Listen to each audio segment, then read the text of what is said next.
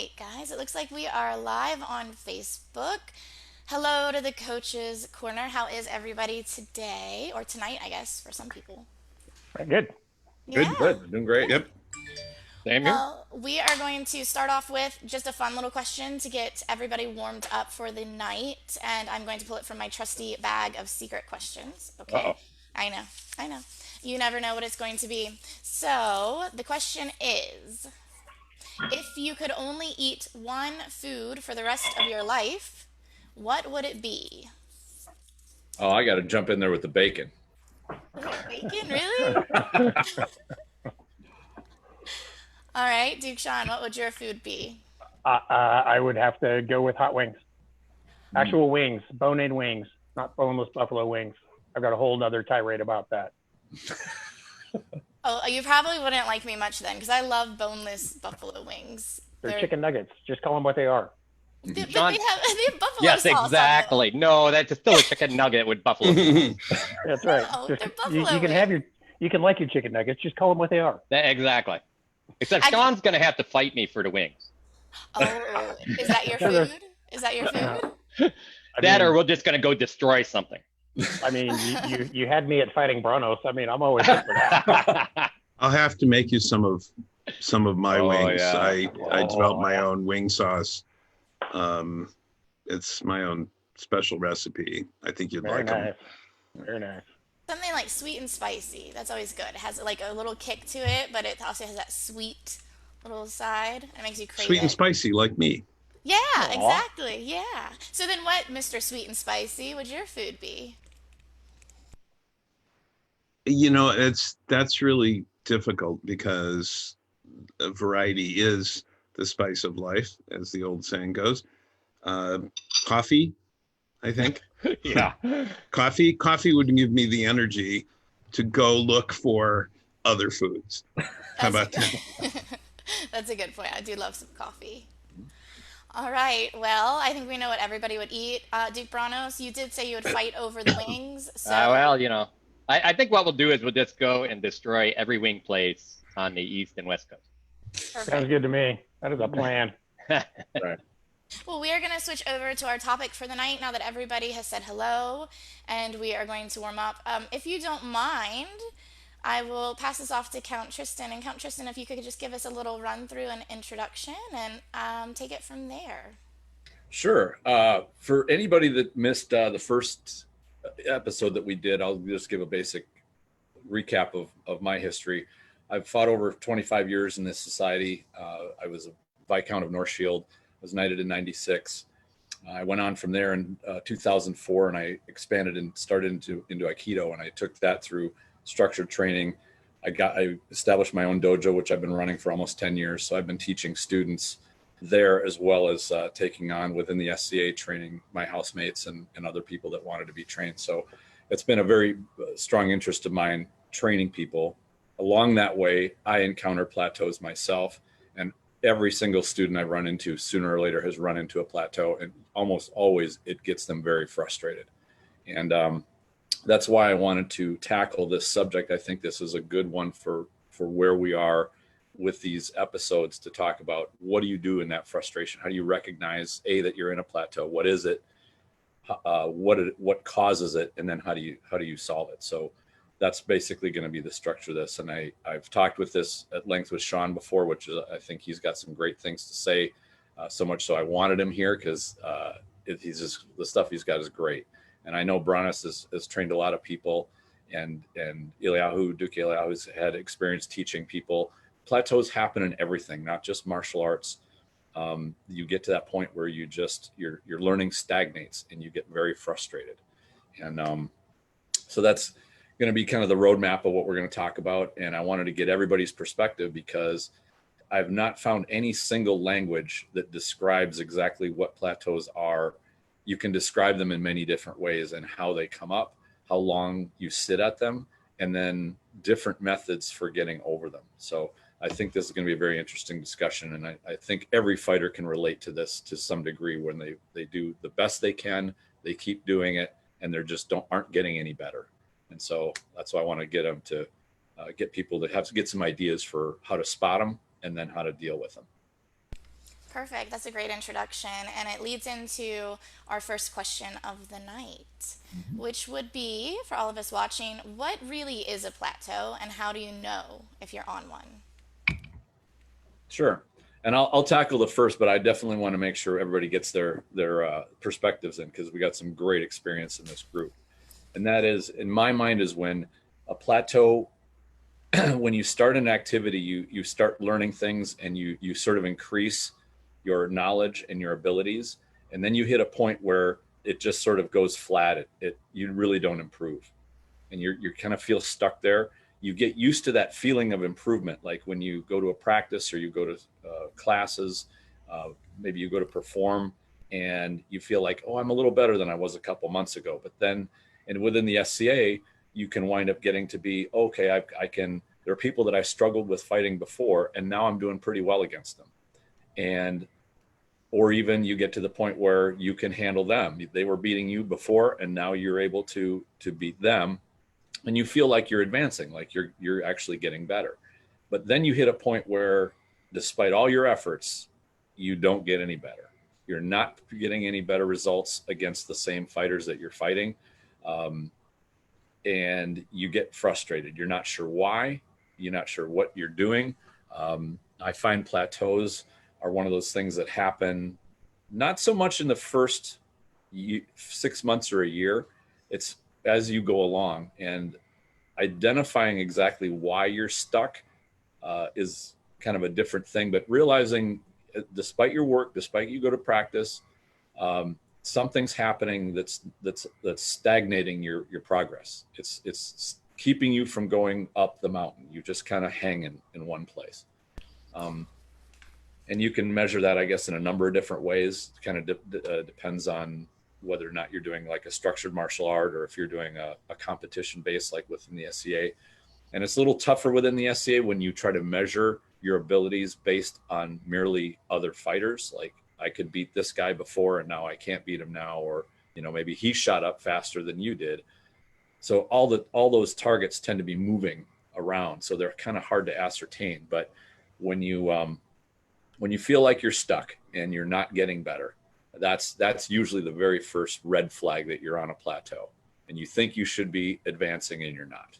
I'd say that's my simplest way to put it. Do we have any other opinions on that as well?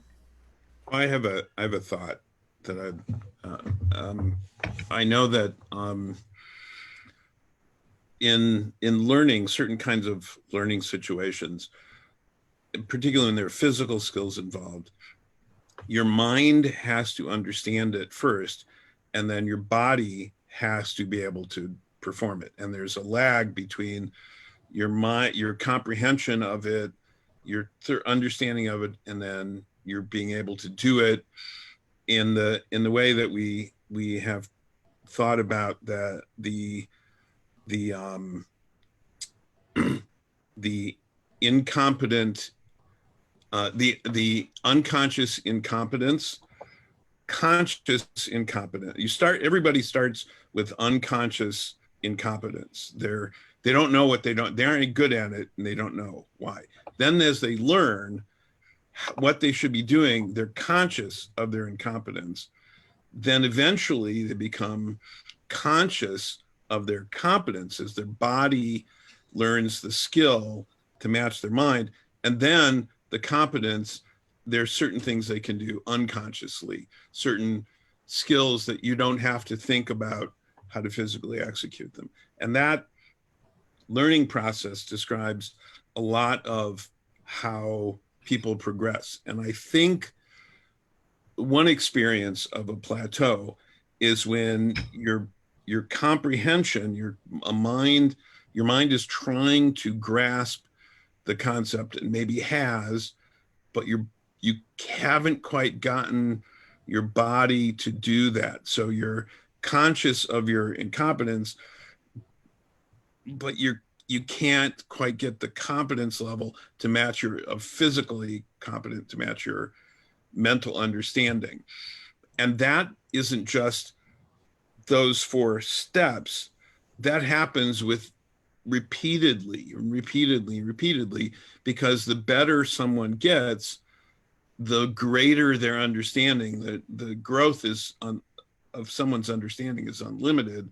And so their ability will try to increase to their physical ability to match their understanding. And so that's one way of looking at plateaus based on how people learn. Wonderful. Duke Sean, I see you over there. Yeah. So I think Tristan covered pretty well the how the plateau kind of happens for us. But the way I've always seen it is it starts off with that learning curve, and that learning curve is a slightly upward progression. And typically, what happens is as you are learning a thing, you get to a point where you finally understand that concept and it clicks for you, and it starts working. And what happens after that point is you're going to keep doing that thing because it feels good. And as a byproduct of that, you're going to be winning a lot more because you have this concept, and winning feels good. And so why are we going to do something that doesn't feel good, right? And so you what ends up happening is after you've hit that click point where it makes sense and you start doing that, well, then you just start doing more of that one thing because you're trying to get better at that one thing and you're having success with that one thing. So you start doing more and more and more of that. And while you're doing that, you've gotten off the learning curve. You're not learning anything anymore, and you're just doing the same thing, and you're getting better at this one thing, and it's getting you more success. But eventually that's where the plateau starts, is because you're not learning anything anymore. And what ends up happening is you have some success with that early on, and the biggest thing is you don't know that you're on a plateau because you're having success. And meanwhile, because you're not doing anything different, eventually people start picking up on the fact that you're doing the same thing over and over again. And then all of a sudden you're not winning as many fights anymore because you're not doing anything different, and you become predictable. And and people are able to capitalize on the fact that you're not changing anything, you're not doing anything different, you're just doing this one thing. And all of a sudden, all that success that you had, suddenly you're starting to lose fights a lot more, and you're losing fights to people who you are probably technically more proficient than, but you're so wrapped up in doing this one thing that you really can't see anything else. And so that's kind of how the plateau evolves and develops for us. And being able to, just understanding that that's where that flat line comes from, is the fact that you've stopped learning and now you're just doing the same thing over and over again, and that's predictable and that's defeatable. I think I'm going to try to keep mine a little short here. So I think you guys all covered. I think there's lots of different ways we look at plateaus. I think the last way we can look at that is sometimes you may not actually be on a plateau. You may be competing at a level that everybody else in your practice is also gaining, but because you don't feel like you're moving forward, because everyone else is moving forward at that same level, you start feeling like you're in that plateau. And this happens when you don't have an opportunity to go fight other people. Mm-hmm. So the key to remember is that, we don't become great in a day, and we have to keep a good mindset, and we got to keep driving forward, even in those times where you feel like it's an inch at a time and you're crawling at a turtle's pace. The idea is at the end, that turtle still makes it over the finish line. And what you may find, especially if you're maybe out farther from events, or you have a work schedule that just doesn't allow you to go to other places that often, is that you are advancing, but you don't feel like it. And because of that, mentally, it drags you down. And then sometimes that can actually drag your, how you're fighting down. I think the key there is to keep pushing forward and keep educating yourself constantly on stuff, because what you're going to find is and this goes back to Sean's point, is you're going to educate and keep educating yourself on other things, keep working techniques, keep trying, and at some point, something will click and you'll get that physical piece that's able to do what the mental piece, hey, this is what I should be doing, but I physically can't. And then later it becomes, hey, I can physically do this thing. And then unfortunately, mentally, you're like, when it breaks down, you beat yourself up. But just remember that you may not actually be on as much of a plateau as you think you are. Sometimes you just, even if you can't get out to practices, find somewhere else to go during the week and say, hey, can I come visit and hit this practice? Can somebody just put me up? Because I need to go fight someone else. And that really helps, because that going there and not having success or having success, that's a different feeling now. Mm-hmm. And either way is going to drive you to work harder. And this is all about working hard. And so I would keep that in mind too. So be careful. You may not be on as much plateau as you think you are. Sometimes you just have to make the scenery change. Well, I'd like to kind of piggyback on that with something that I've seen here, especially when you have a high-end fighter practice and you have some of the newer fighters at your practice that feel like they're not getting any better, and not understanding that the people that they're fighting against, when you're at a practice with Brannos and Roundtable, and you're not getting any more victories in your win column, people need to understand that it feels like a plateau. It feels like you're not making any progress. But what they don't see is that it takes more effort for us to maintain a certain victory percentage against that same person. And so while that person is making progress, we just increase our effort. And so they don't see it because it doesn't pan out into wins and losses. And the point that he made there about go to another group, and when you're not fighting against some of the best fighters in your kingdom, or at the very least you're fighting against other fighters, and you'd be amazed at the progress that you see, and that actually does translate into victories against a different caliber of fighter. And I can add one more thing before we go on to take some questions on this topic before we go on to the next question. And that is to measure not only your plateau, or to spot your plateau by the amount of victories that you have, but also by your ability to execute particular things that you want to execute. And this is where I personally ran into some plateaus where I would try to do an offense or a combination or some kind of a plan, and I wouldn't execute it to my satisfaction, but I could not figure out what was breaking down. And I from my background, I came from a place that was pretty distant.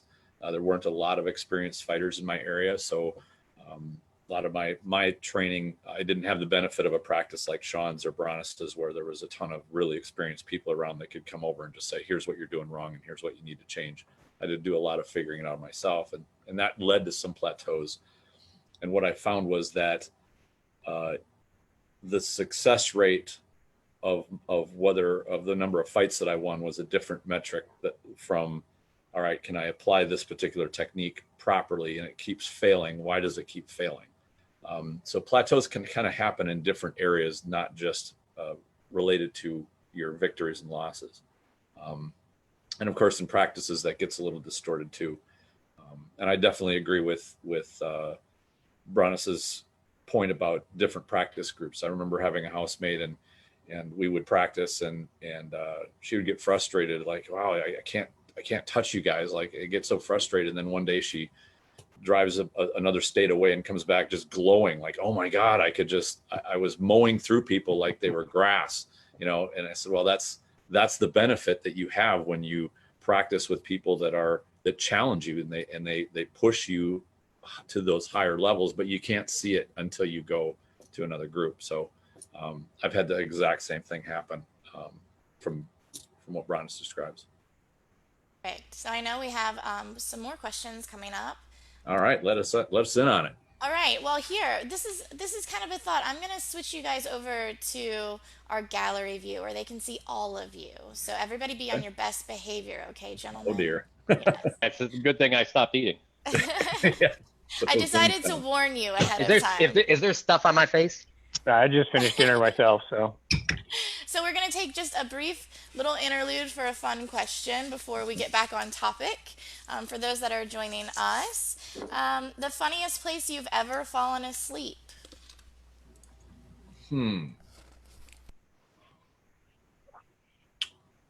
Boy, that's a stumper. I'm not one of those people that falls asleep at the drop of a hat, so I haven't really fallen asleep in any odd place. Duke, Sean, what about you? Well, I was in the military, so we can fall asleep pretty much anywhere. I've slept under the benches of some of the finest airports in the world when I was traveling overseas. So yeah, you can fall asleep anywhere. I'm always envious of people like you, by the way. And yeah. Well, it's an acquired trait, that's for sure. It's not something you want to have. It's not something you want to try to learn how to do. Duke Brannos, what about you? Oh boy. Well, I mean, there's of course airports all over the place, but probably the best was I was flying into Milwaukee for some work in Madison, and I was like, it was a fighter school weekend at that time in the mid realm still, so but way up in Green Bay. Well, I had no clue how far Green Bay is from Milwaukee. So I was like, oh, a couple hour ride, I should make it. So I ended up having to stop at like 4 a.m. in a rest stop with no blankets in winter. And it was a good thing. So I slept in the laying my feet in the trunk with newspaper on the top of me. It was awesome. All right, and that leads us over to sweet and spicy. Oh dear. I like Duke sweet and spicy. I love that. Spicy. When I was an undergraduate many years ago, I was taking a class called Sociology of the Arts, and it was winter semester, and so it was cold out. It was an 8 a.m. class, and the professor decided that we were not going to meet in a classroom. We were going to meet in the sociology department lounge, which was in the basement of the sociology building. And it had a lot of comfy chairs and couches and upholstered chairs and all his concert posters from the Fillmore back in the day. And so it was overheated, and it was winter semester, and it was 8 a.m. And at one point I realized everyone was staring at me, and the professor said, I don't mind if you fall asleep, but if you snore, we have to wake you up. So that was pretty much every court I've seen you in sometimes. You in Palomar. So I did manage to get an A in the class. So. Good. That's all that matters. Yeah. Tristan, I'm going to bring it back to you now. Okay. Let's come back to our speaker view. All right. So moving on, speaking about our plateaus, what is it that you believe causes plateaus? I'm going to split this kind of into two, and I'll keep it fairly brief. The first one is when you think what you're doing is right and you're incorrect. You'll keep doing it. You'll think, I know what I'm doing is should be the way to go. And this kind of touches on what Sean was talking about. When you do one thing, let's say you get down a rising snap and you're like, wow, I'm killing some people with this. And you just, I'm going to just keep riding that out. And I know what I'm doing is right. And then you become predictable. You're a one-trick pony, but you know that thing works. You've seen it kill people, and you just keep doing it over and over and over again. And you are resistant to change. And it's because your ego is not ready to let go and try to do something different. Now, this is why I think in the first 6 months or a year of a fighter's career, they don't happen to have this, because they're just like sponges. They want to try, everything, and they're stumbling along trying to find even one thing that works pretty well, and that's where that curve is really steep. But when they start experiencing that success, their ego attaches to it. And this is the second part, which is, it's hard to say, for example, that let's say you get to the point where you're winning 55% of your fights, and then you plateau, but you don't want to drop down to 45% in order to go up to 70 or 80%.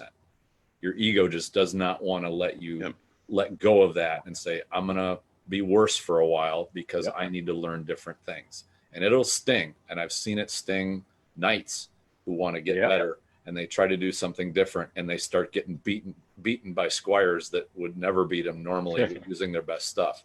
And they just can't handle it. I've seen squires not be able to handle it, knights not be able to handle it. And I've seen kings not be able to handle it. Yeah, exactly. They're like, nope, I'm not giving up on that precious success that I have. And they that's where they plateau at sometimes 60, 70, 80%. And they'll never be able to take the elite guys. They'll never be able to handle a Sean or a Brannos ever. They won't even have a chance because they'll just rest on those things. And I think that's ego. I think a lot of that is your vanity. I think some of it's comfort as well. Comfort, yeah, absolutely. It is ego. It is vanity, which is the opposite of humility. Mm-hmm. And in order to progress, if you're trying to learn, and this is one of the things we talk about in practice, you have to, if you're focused on learning a new thing, and you're in practice, you're not focused on winning, you're focused on learning the new thing. The learning the new thing is winning, not defeating somebody. And when I remember at times when I was struggling, trying to learn a new thing, and I would get frustrated, and I would just, I'm just going to kill my opponent. Mm-hmm. Using old things, then I lost because I wasn't focused on learning the new thing that was necessary to advance from the plateau. And so you're right, it's ego, frustration, lack of perseverance, lack of humility that says I can do this thing. I don't care here who wins or loses. If I learn the new thing, I am winning.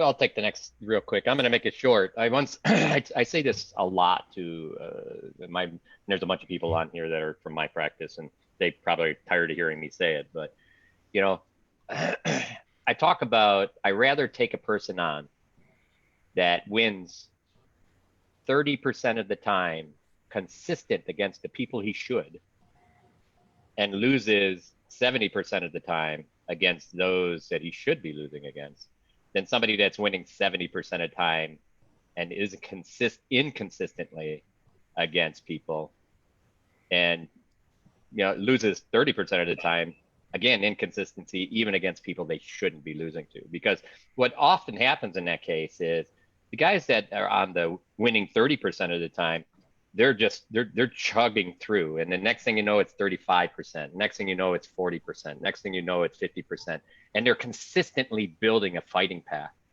Where the guys that I know a lot of hot dogs that come out, and they're banging it out against, including me, by the way. They're hitting dukes, they're hitting stuff, and then Joe Newby, who just came to practice last week, kills them in a tournament.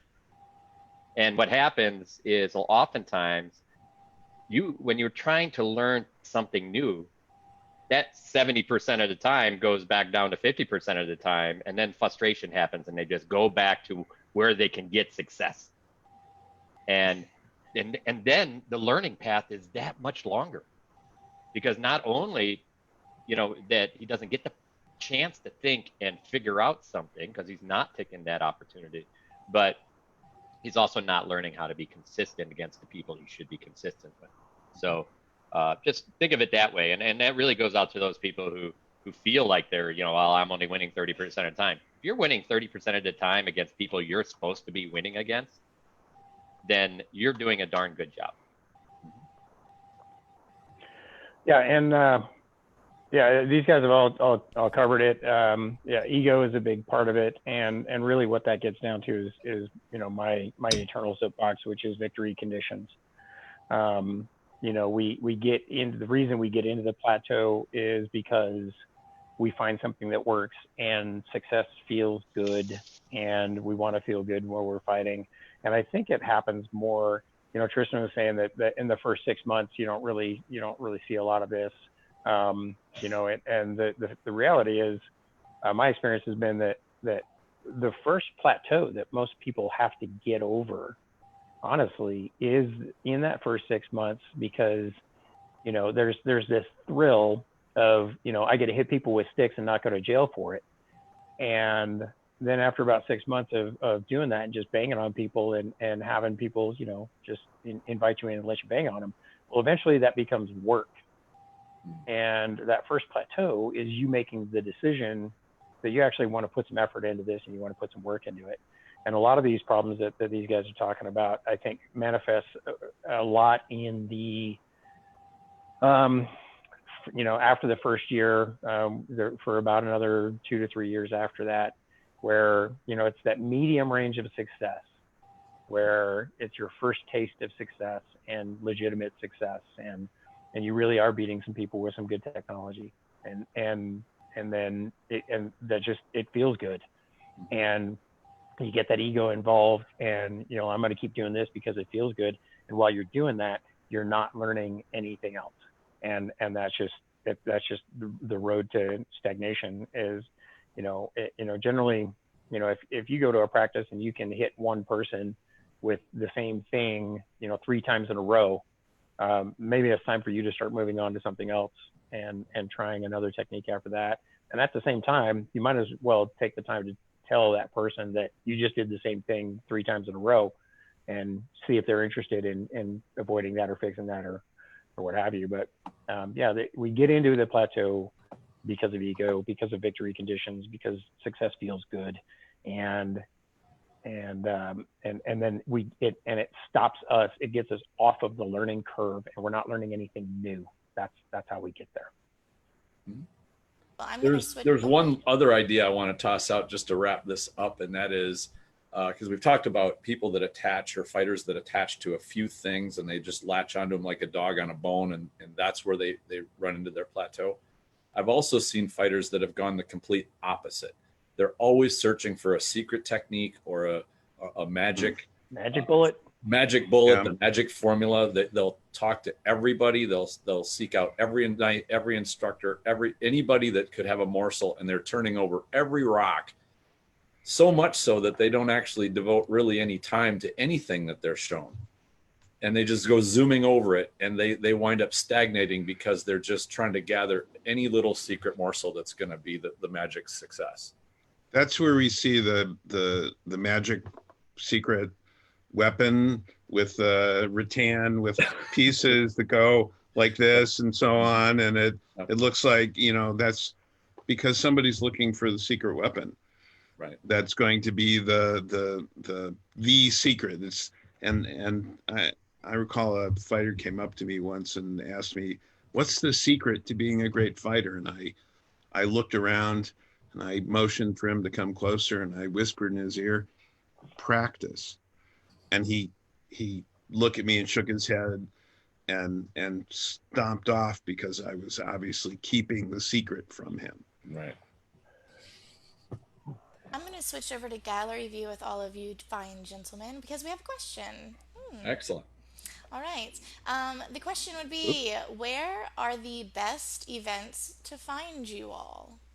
Do you all have like your signature events that you go to? Well, I'll cover. Usually, I'm at 2, sometimes 3 events a month when where the United States isn't locked down by some virus. I know for me, I do a lot. The majority of my time in the SCA has been just going to events and training. So we have a lot of great places where we get that time in, and events to go to train. TOC is an event. It's a tournament of chivalry. Where our knights hold the field and people come out and fight each, they'll rotate between the knights and the type of fighting they do, and get a chance to get feedback. And also some places get to prove that, hey, look, you're going to start looking at me because I'm going to give you a tough fight. So TOCs are great.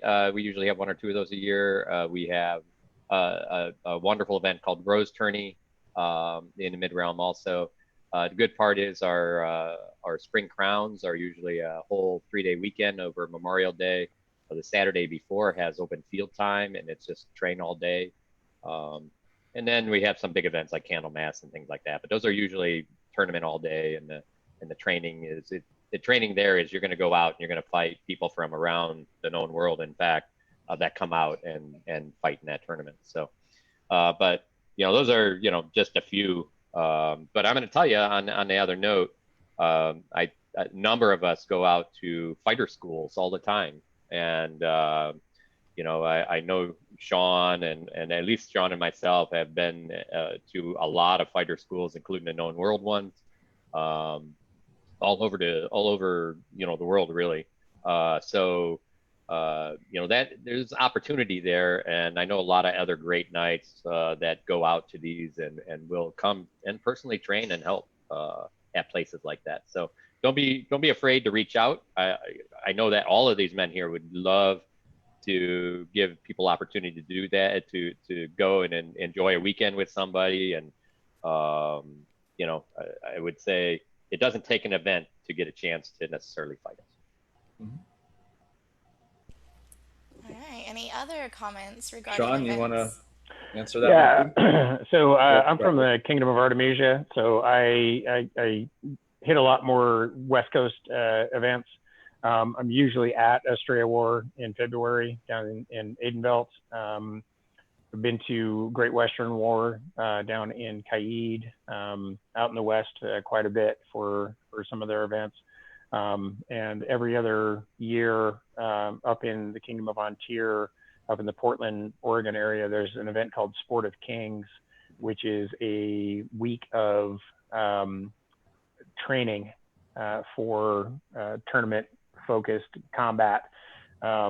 And that is an event that I've been doing for more than 10 years. They do it every other year, so it would not have been this year. Hopefully it'll be next year. And so that's an event that is really right up my alley. As Brannos was saying, some of the fighter schools that we go to, Sport of Kings is a magic place. It's, as a trainer, I have access to some of the best students in the world. The people that are there are disproportionately interested in being good students and interested in hearing the information that you have. And for fighters, that is an event where you have access to the best trainers in the world. So that's one I hit frequently. Penzic and Gulf Wars are events I love going to, but they are far enough out for me that we really have to kind of plan that out, because it's a bit of an effort for us to get out there. So I hit a lot of West Coast stuff, and as Brannos said, I do a 2-day fighting clinic as well. So any of us, you'd be surprised at how easy it would be to get somebody to come to your place to teach you for a weekend. Wonderful. Tristan, I'm going to come back to you. Yeah, as for me, I'm in the last 10 years, I really haven't done much for eventing. I had a rotator cuff problem that resulted in a surgery that I didn't need, and it pretty much put the skids on my fighting, my competitive fighting. Big reason I'm not that very active anymore. But I do love training, and one of the events that Sean has come out and Brannos both have come out to. There was a group down on the north side of Chicago that put together a series of trainings where they brought instructors in from other places to teach their group. They had a couple of unbelts there that were very serious about improving. And I went down and participated in a couple of those to help train. And I really love training people, love helping people out. And it was a small focus group. If I remember right, we had maybe 15, 20 people there. It was a full weekend. It was just at somebody's home. And I think on one of them, they actually rented a small venue, but it wasn't like a regular event. It was just a sort of a private practice that was focused on improving fighting. And that was probably one of my favorite, other than either Tournament of Chivalry that I really used to love. And then there was the Shiv Retreat in the Mid-Realm that was just the knights got together and beat each other up for a whole day. That was just dreamy. But other than that, those drill events, they were called the drill. I really liked those a lot. Everybody was there that was interested in training. They were just eating everything up that we were showing with a spoon. And it was those types of things are what I really love. And I'm getting that with Aikido as well now, but basically, yeah, if you have somebody that wants me to come and teach, and my squire did the same thing, he would come and arrange a little group. I'd go down there and for a weekend show them, footwork stuff, how to make offense and defense integrated, as much as I could show them. That's the stuff that I really dig. Very nice. We also, just getting back to the subject of plateaus, we've talked about what is a plateau and how do you know if you have found yourself upon one. But not only that, what causes it, which kind of leads into the third part of all of this, which is what is the best way to overcome that plateau? Who wants to start with that one? Hey, you know what? The spotlight's on you, my All right. friend. Well, I can do that. A couple of different ways. And I'm going to reference also not only the SCA environment, and this is where I would endorse what Brannos says, a change of venue. I've seen the same thing happen with one of my fellow Aikido students. His plateau was that he got used to the practice group that he was in. He got used to listening to his one instructor, who became kind of a friend of his. And he just got to a point where his skills completely stagnated. Like he couldn't change everything. He thought he was kind of in that place. And through a series of sort of fortuitous events, he wound up switching to another instructor at a different dojo. And from there, his skills, they were flatlined, and then they started going up. He was listening to a different person. He was in a different environment. He was training with different students and different partners, and that made all the difference in the world. So my recommendation is change something up. Change your habit. The habits that put you on that plateau are the habits that you have gotten used to and you've gotten comfortable with. So change them up. And I wanted to add into this episode that right now, because we're taking a break from our fighting and from our practices, you have a great opportunity. It may seem like it's sucky to have to not get into armor and practice, but when you go back, you can come in with fresh eyes. And I learned this when I had a couple of times when I got injured and I had to take a few months off of fighting, which I really hated. But I use that as an opportunity to say, all right, when I go back to practice, I want to take a new look at everything I'm doing. I'm not going to assume that anything that I knew before was right. I'm going to tear down the perception I have of what I'm doing, and I'm going to look at it fresh again. And that really helped. It was like I started afresh all over again. And I think if I just did that the next Thursday or whatever the night was, it's hard to wipe that out because it's a habit you build week after week or practice after practice after practice consistently. So you can use a break to break the habit. That's wonderful advice. Yeah, so I'll cover the next bit there. Very, very similar. My solution is very similar. I've always said that once you recognize that you're on a plateau, and sometimes you don't actually recognize it, you have to have somebody point it out for you. But when you recognize that you are on a plateau, the way you have to get out of it is a violent and rapid departure from what you have previously been doing. Because the reason you're in a plateau is because you're doing the same stuff as Tristan was just saying. It's the same thing. So you have to do something that is different, and it has to be radically different. It has to be different enough to put you back on the learning curve, to get you back to the learning process. And that means it has to be something that is different enough that it makes you feel stupid again. And it makes you, want to put in the effort and to where everything is awkward and everything is wrong. And it has to be that different, because anything that is close to what you've been doing, if you're a sword and shield fighter, if you're a right-handed sword and shield fighter and you switch to, say, Florentine, well, you still have that stick in your right hand, and that is still too similar to what you've been doing. But switching over to left-handed fighting, I've had actually several of my previous squires. I've said you're gonna fight left-handed for the next 6 months, and at first it sucks, and that's the whole point. And again, getting back to the victory conditions, right? If we get into the plateau because we get comfortable with what we're doing, because we like what we're doing, because success feels good, and we need to get out of that. We need to go back to feeling like we don't know what we're doing, and that's the point we've made before about embrace the suck. because not the feeling of that you don't know what you're doing is what drives us and what makes us put in the work to get better at what we're doing. And anytime you start getting comfortable, every time you start feeling like you know what you're doing, that's a pathway to the plateau, and it's gonna, you'll just get stuck there. And so constantly learning it and constantly feeling like you have to change things up so that it's different and it's new, and yeah, it sucks, but you have to embrace that. Actually, I want to jump in with a funny story that drives that point home. And for those that don't know, when I was knighted, I didn't even own a shield. I fought polearm and two-sword primarily, a little bit of two-handed sword, but I was like, okay, I'm a knight, I better know how to fight with a damn shield. So, and being at the time in the mid-realm, we had shield limits were 26-inch max.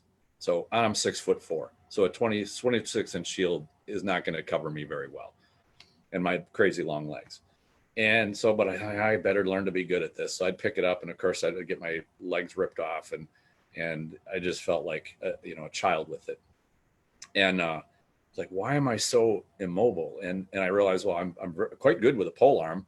I thought, what if I used the same footwork and leg work and movement that I use with a polearm if I did that with the shield?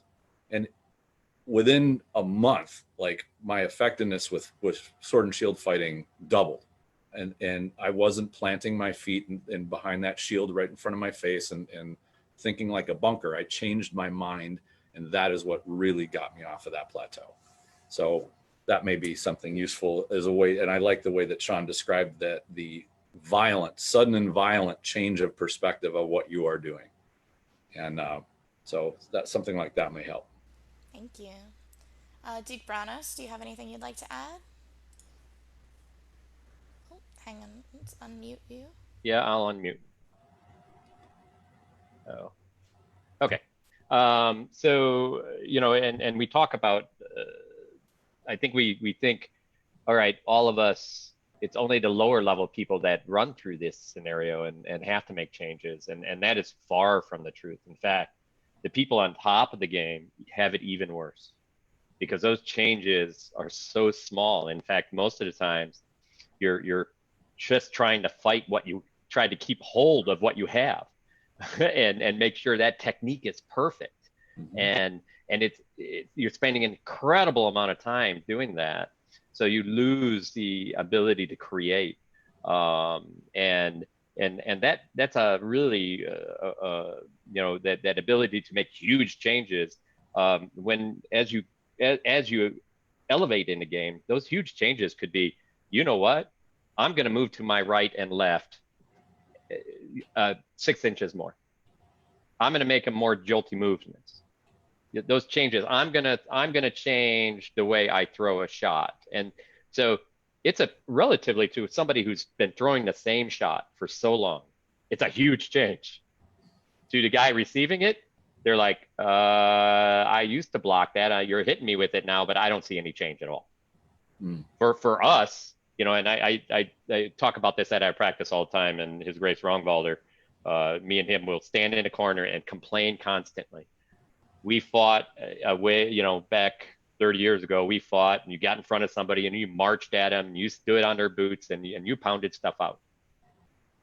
And then it went into a real tension game where you're standing in front of them and just working stuff and just moving small and doing this, but you're still in front of them. And then we brought in a lot of footwork. I mean, huge amounts of boxing footwork into ours. And for me and Roundvalder, I mean, this is huge. I mean, we constantly have to, even now, still have to think about it.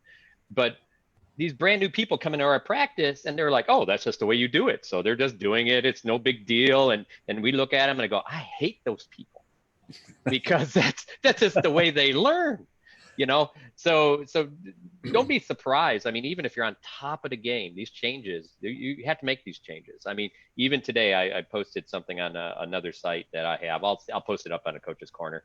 But it was Kimbo Slice breaking down the idea of lead with the weapon. He does a little YouTube video where he does essentially lead with his hand instead of with energy, right? You don't pull your hand back and then punch it out. He just stands there and he throws it like it's nothing. right at him, bang, there you go, no big deal, and touches the guy's glove every time. And it's because, you know, and he talks about it in this video, how that works, and how there's the release and relaxation prior to tension, and the snap and all of that comes at the end of something. I've been even digging a little further into it, and I've actually played around with the idea. And this is stuff that, you know, I love the video because there's tons of stuff I do from it, but there's other stuff in it that I thought would benefit the people around me, including myself. But there's also a level of connection that, you know, even this connection idea, that it's brand new to me, and I've been tossing it around to people because what I want to do is validate and see how this works, and make that change. But and may not be a huge change, but for me it's huge. Mm-hmm. And then for people like Rongbalder, who you know, who I'll do it against, he goes, okay, what you doing? And then I'll show him, and then he does it better than me. But you know, it's something that changed. So even on the top of the game, you have to keep making those changes. You have to keep looking at what's next, and that's what stops those. You know, that's what Sean's talking about. You have to keep working on those changes, and sometimes those changes aren't going to work. Maybe that's just not for you, and you got to go look at the next one. But the thing you're doing is you're making a commitment, and you're still in that commitment of moving forward, and you're still engaged. And really it goes back to what Eli said, and that is you're still learning, and you're still trying to push forward. And I think that's, you know, get to practice, do stuff, and you know, you may feel like you're not going anywhere, but you're going a lot farther than that guy you're not going to practice. That's a great lead-in. Duke Eliyahu, do you happen to have any thoughts you'd like to share with us? Let me unmute here. Yep. There we go. Now, we do also have a question from some of our Zoom participants, but I'd love to hear from you first before we head on over to get that question. Well, continuing what Brannos said, it really is consistency. That fortitude as a virtue is sticking with it even when it gets difficult, and showing up and continuing to show up is that's the beginning. Just being present, being there is necessary. It's important sometimes to change things up and sometimes to go and do a different thing, but if you don't come back and don't continue with it, then you can't progress. It's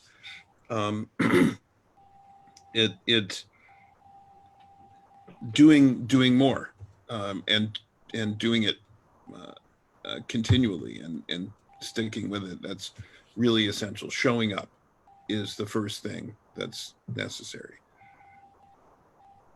I'm going to hopefully go over to a question that we have waiting for us. We love questions. Yes, we yes, do. Please keep them coming. All right. Give me just one moment. Get you. We are ready with your question. She's familiar. Yeah. Hi, Your Grace.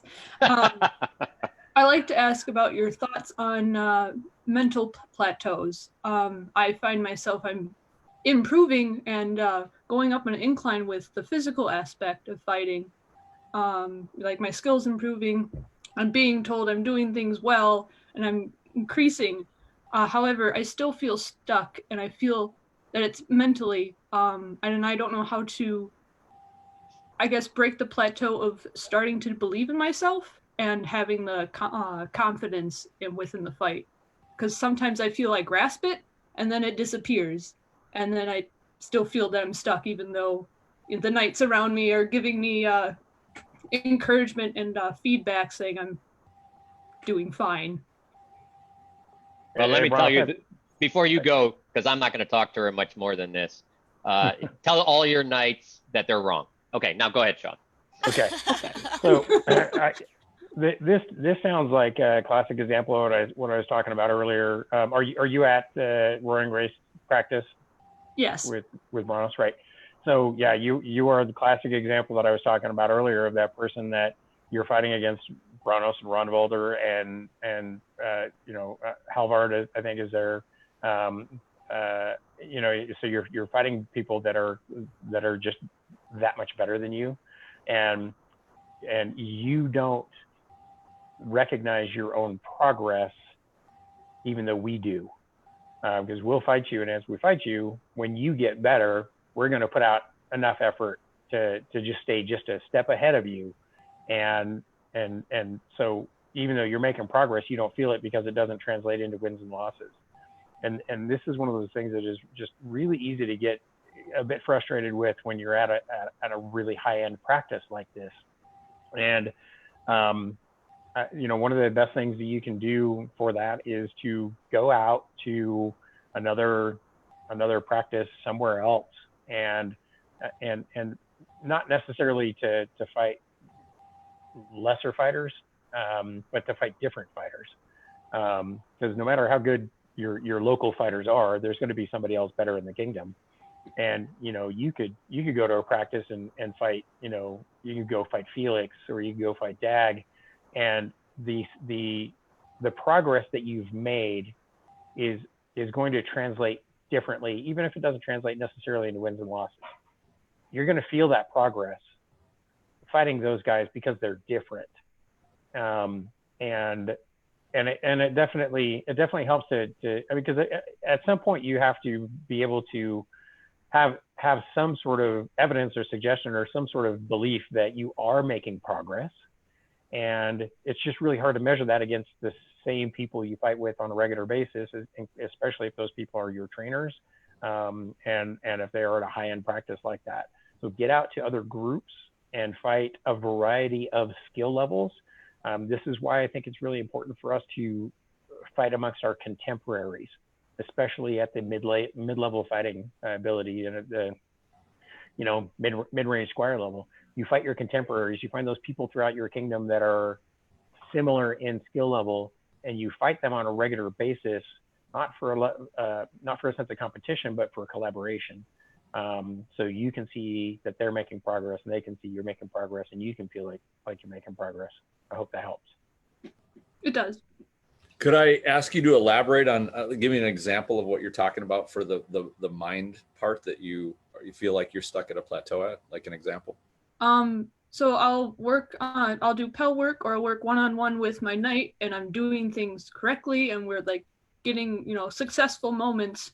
Mm-hmm. And then I'll go fight somebody in either at my practice, or I'll take it somewhere else, and what I just learned does not translate into the fight. Like I'm doing well practicing, but I'm failing at the test. Okay. If that makes sense. Yeah, I think so. Now, do you feel that you're keeping your form that you did in practice? That's translating? It's just that the success is not there, or do you feel like you're actually, like for example, sloppier in tournament or in that facing that other opponent than you would be at the practice working on a Pell or that sort of thing? The one thing I've noticed with my fighting is I think it's all has to do with nerves, like the mental aspect of that I'm okay, because during practice, it's practice. I know there's no failing, mm-hmm. When you practice, mm-hmm. And then when it comes to tournament, my mentality is still around it as this is a test. Like I'm testing myself, mm-hmm. and everything I practiced on, practice exercises and the homework, like I did that well. And now it's translating into the test, and I'm still failing, even though I'm trying to do everything right. I'm trying to do what we learned at practice and trying to but recreate it. Mm-hmm. If that makes sense. Yeah, I think I follow it. And one of the things reason I wanted to ask this is there could be a number of different things going on. And I noticed this in myself years ago and almost every fighter that I've trained. And I've referred to this as mirroring. If you practice really clean and you fight somebody like Brannos or Rongwald or somebody like that who's got good form, they're crisp, you'll start picking up the habits of being crisp. And then you turn around and go fight somebody who's totally sloppy, and you will be drawn into fighting sloppy. And one of the hardest things to do that I found was to fight your fight and do not let somebody whose fighting is messy draw you into being a messy fighter yourself. It's so easy to do. It's easy to get drawn into being a high energy fighter when your opponent is high energy. It's easy to be drawn into being low energy when your opponent is low energy.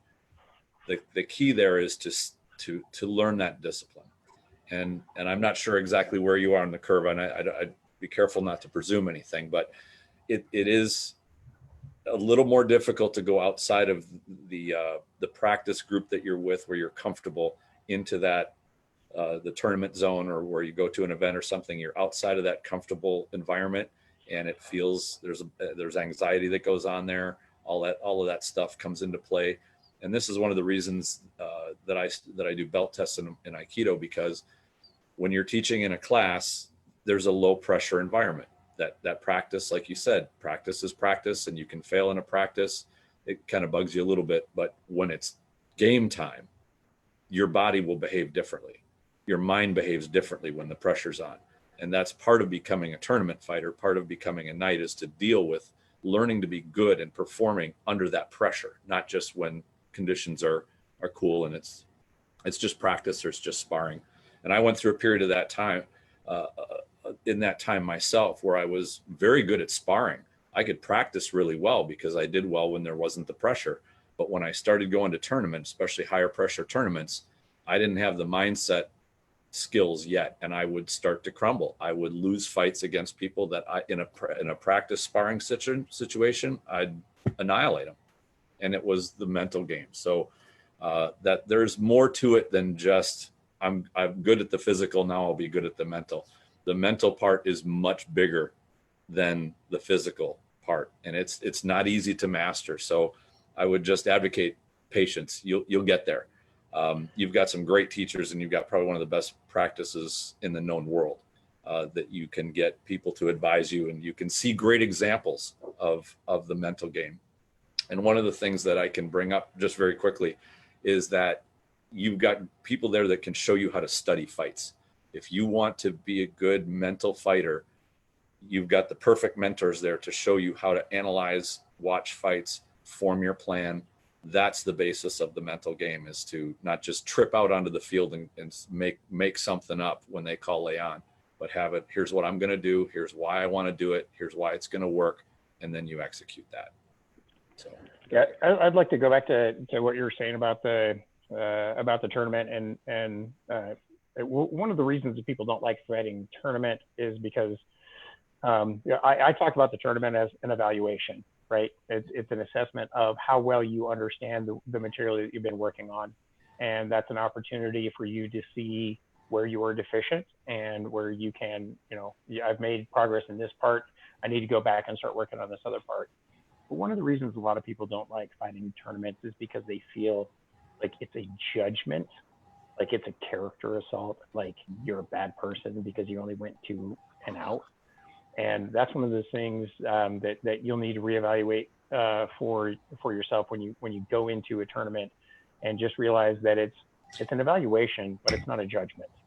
Mm-hmm. It's an opportunity to discover how well you've worked on the thing. And to Tristan's point, when you get to that tournament, the only thing you can do is you fight the fight you have, not the fight you wish you had. You just execute the fight as best you can, and expect to get the evaluation later without having any expectations of how far you're going to go on a list, and really without any expectations of whether or not you really have made progress on something you've been working on, because this is the whole point of the evaluation, is did you or did you not make progress? And that progress does not always manifest itself in victories or in losses, honestly. So just fight your fight, and being able to understand that, yes, it's an evaluation, but it's not a damning judgment. It's just your data mining. You're doing data collection. You're collecting information, and every time you lose a fight, that is information that gives you an opportunity to find out where you're deficient. And if you kind of look at it more like that, then you're better able to simply execute the fight that you have and just let it play out however it's going to play out, and not worry about whether or not you've made progress, because that will be evident by the end of it, if that makes sense. Thank you. Can I end this one up? And I'm just going to ask you a question. I know exactly some of the answers are on this, but you went to Candlemas for, I believe, at least 2 Candlemasses now. Correct. Your first Candlemas, how'd you feel? Awful. That's a good place to start. So everybody knows our Candlemas is usually about 120, 140 fighters from sometimes 6, 7 kingdoms with, 6, 7 different kings fighting in it even, and usually in the range of 30, 40 nights. But so that was a rough tournament, and there's no holds barred there, right? Nobody's going to give you quarter. Nope. How'd you do this time?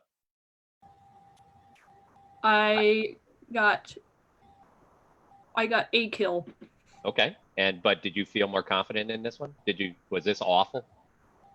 Not as awful as the first one, but Mm-hmm. It was still rough. Yeah, but you went through it, right? Yes. So was it better than the first one? Yes. Did you think you grew from between the first one and this one? Yes. So my point here is for everybody. It doesn't mean you have to win and get through these rounds like Sean says. You did better, and you have to take that as a feather in your cap, and that you did learn, and these things are working. Sometimes the techniques that your people are showing you at practice, these things they'll show you something, and it's just the beginning, right? There's all kinds of things that have to come into place for that shot to hit.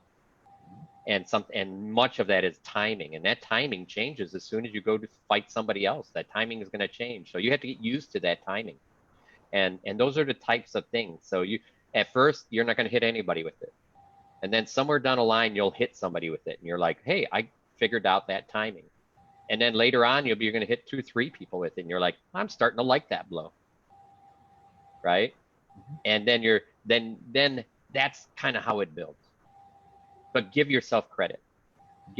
Always have to give yourself credit for the things that you have done better.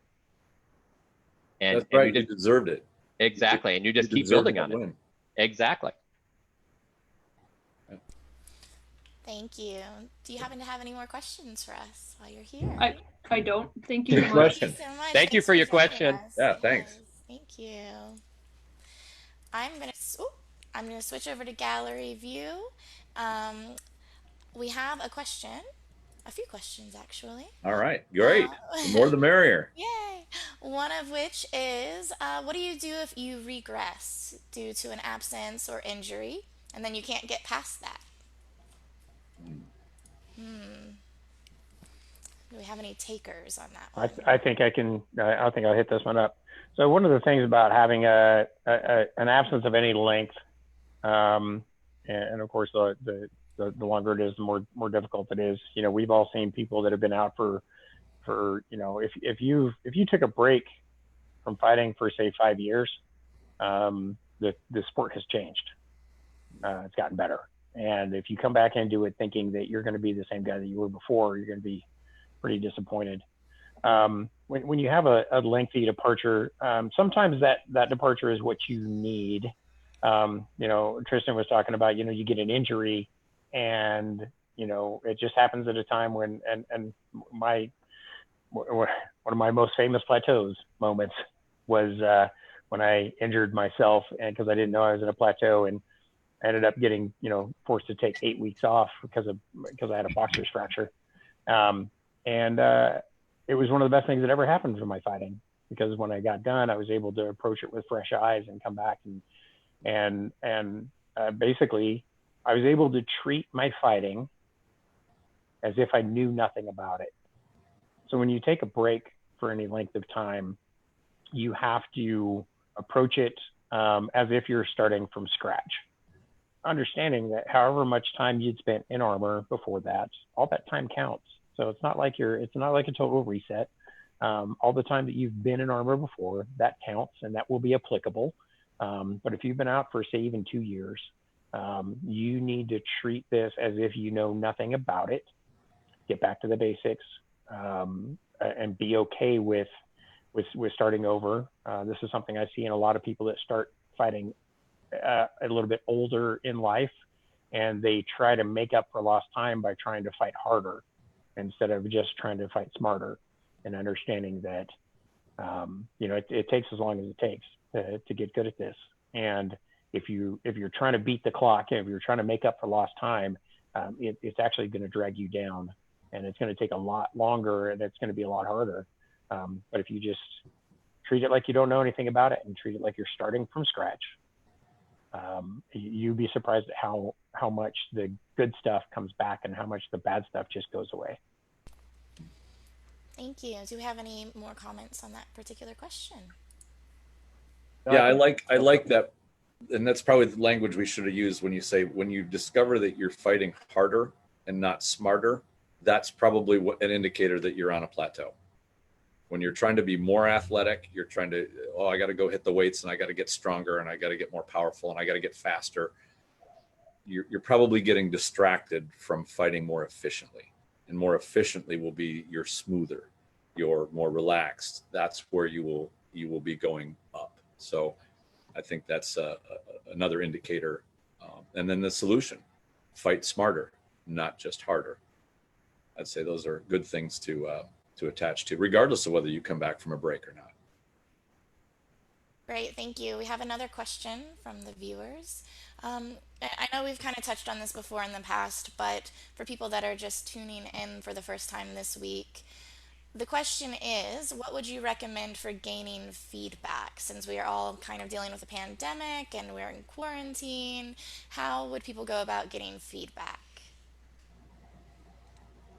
I guess I can run on that one first. Yeah, go for it, man. Yeah, there are a number of Facebook groups and video sharing that can solicit. You can upload videos for feedback, and you will get it. You'll get quite a bit of feedback. Make sure you really want it. Sometimes too much. But I think that it can be helpful. You're going to have to sift. That's going to be a bit of a challenge. But even just videoing yourself and watching yourself do it can be very enlightening. Learn to be your analyst. And it works a little better if you got a little bit more experience and have watched other fighters and figured out kind of how they make things work and how they succeed. And then you can see that fighter that you've never seen yourself. And I remember watching video of myself fight for the first time, and I was like, who is that crazy? He doesn't move like anybody that I've seen move. And it was me.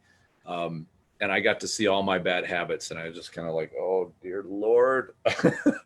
But it will give you a whole new perspective on it, even if you don't show it to anybody else. And the only recommendation really that I would make, if you are going to put up video for other people to look at, try not to do it just as a practice bout. You really need to show what your fighting is like when you are on your best. You're really trying to succeed. Having people like, experienced fighters watch you just play around at practice is not going to be very constructive. It won't be as constructive of, here's a tournament fight that I was really trying to win.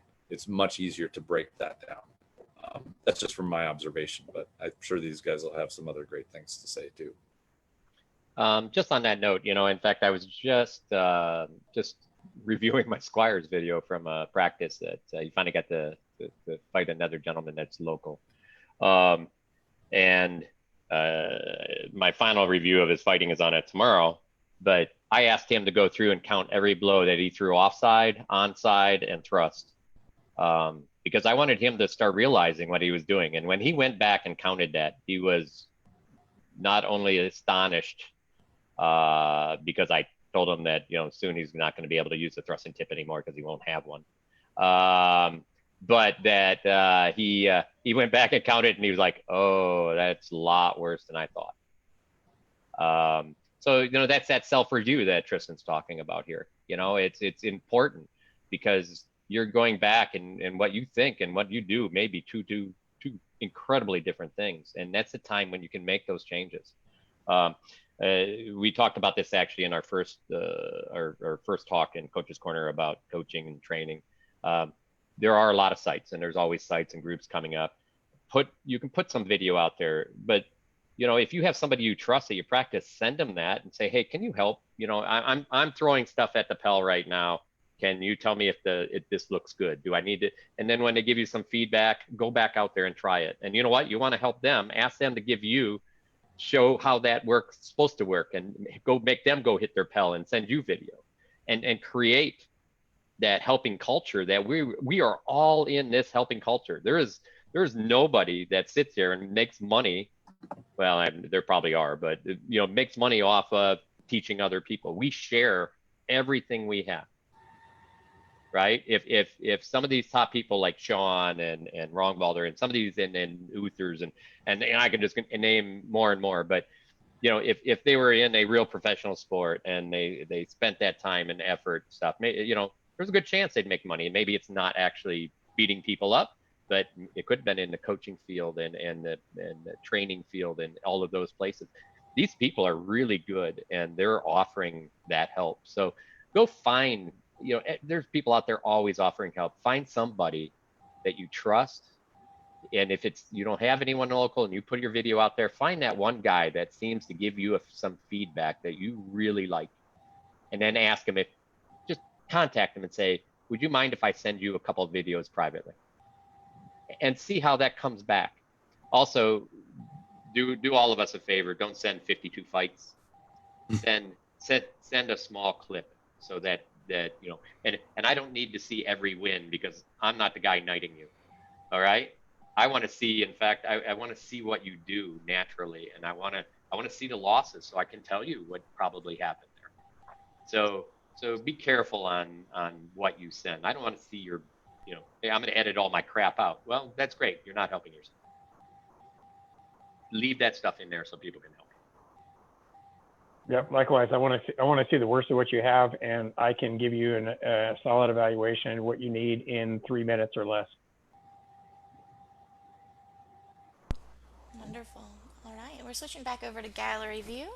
Hello, gentlemen. Are you all on your best behavior? We can see all of you right now. Uh-oh. Oh, hello. We have somebody joining us. All right. Now, before we move on to any other questions, I'm sure we will have more questions coming in. Sure. But in the meantime, we will take a brief little interlude for something a little more lighthearted. What would be the worst ingredients to fill a burrito with? Oh boy. That's a rough. I'm gonna go with Vegemite. No, man, I've had that, and he is right. Nastiest. Wait, I can't even believe anybody would eat that stuff. Put a lot of butter in it. It gets better. You're trying to trick me, and I'm not falling for it. Is that the winner? Nobody's got anything worse to I don't know. There's some Viking foods. If you have to bury it in the ground and pickle it, I'm really not sure. Yeah. There are a lot of bad foods. I would say an egg salad sandwich from a gas station. in a burrito. In a burrito would be bad. I wouldn't do that. Well, now, Yeah, I would say that like lutefisk is pretty awful no matter what you're putting it in. So putting that in a burrito would probably have to be pretty awful. Exactly. Serve me up some Vegemite. I'll leave the lutefisk. Thank you. I live in Minnesota, so I can attest to that, the nastiness. I have officially lost my appetite. Thank you. That's what we're here for. As of right now, it looks like things are calm and quiet. It might be a quiet before the storm. Who knows? But I don't see any specific questions coming in. We're going to hang tight just for a few more minutes in case we have any final questions before we part ways tonight, which allows me to torture you a little bit more in the meantime. And then we'll have some closing remarks. What is something that people are obsessed with, but you just don't get the point of? Speed. Ugh. Everybody loves to be a speed freak. I'd say that's my first one. In fact, we're going to do a show on that this next week about talking about speed and timing. I think it's one of those things that every fighter gets, and every martial artist, not even just SCA fighters, they're seduced by just being, I just got to be faster. If I'm so fast, nobody's going to be able to block my shots or to deal with me at all. And they will pursue that speed, and they'll usually rush, and they'll usually turn their technique into garbage. They'll abandon their defense to be just blazing fast. And I'd have to say that that's the most attractive and most seductive thing that will take you off of the path of being a very effective fighter, is just to pursue raw speed. All right, we still have, a few more of you guys sitting there. So I think that the thing that people are obsessed with that kind of drives me crazy is something that Eliyahu mentioned, and that's the magic bullet. The which? the Secret magic bullet. weapon. The magic, Yeah, the yeah. secret weapon. Yeah. How do I, The how do perfect I, shield.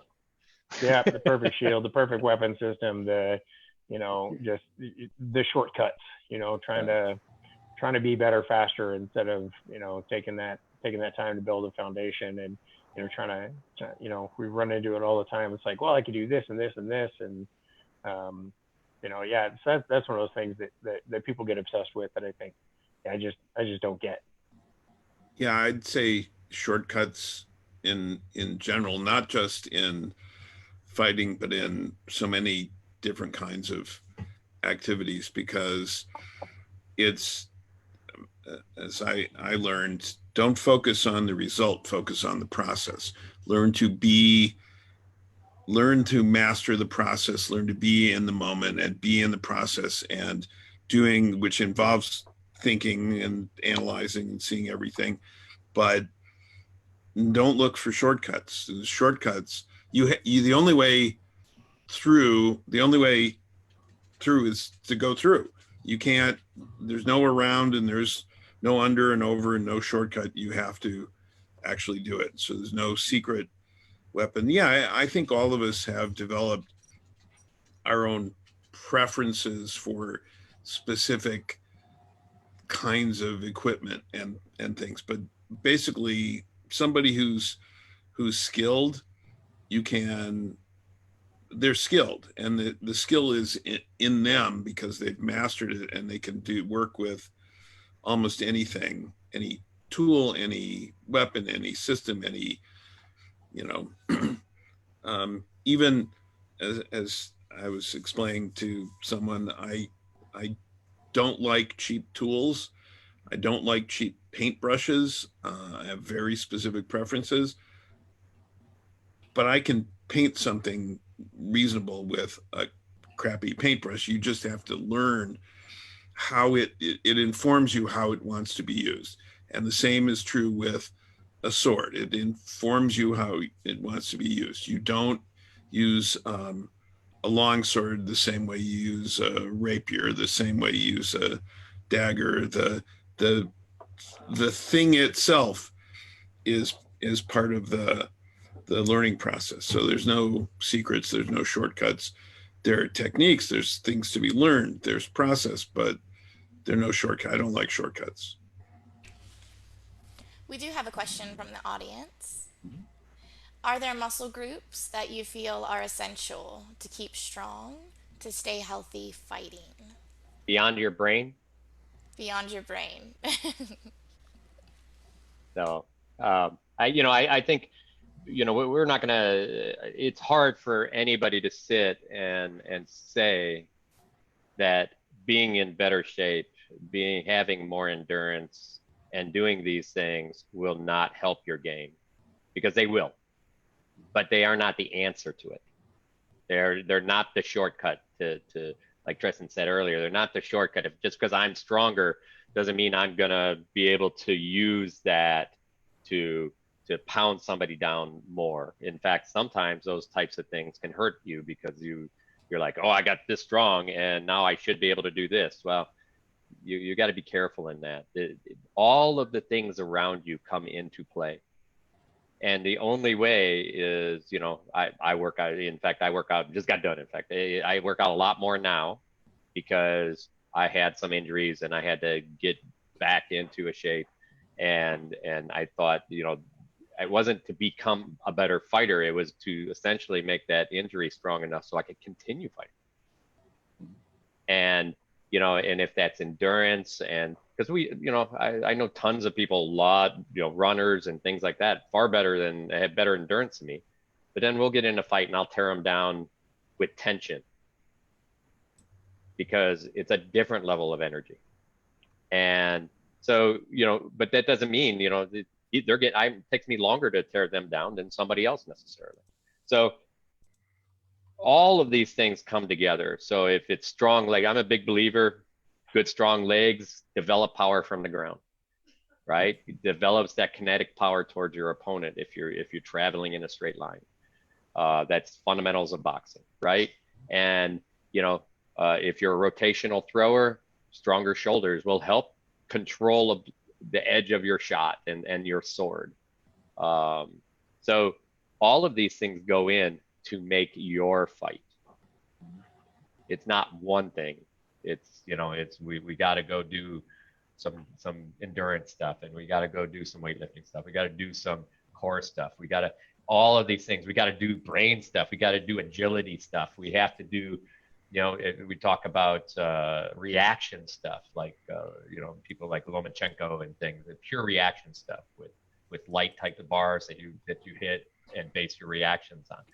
So all of those things go in to make a great fighter.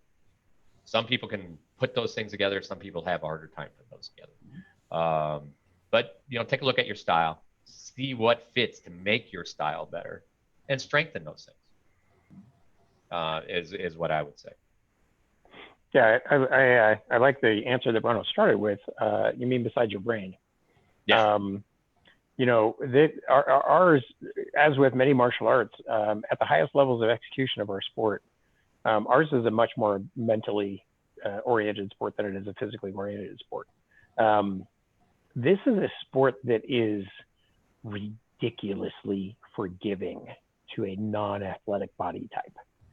You can actually be really good at this and not be in incredibly great shape.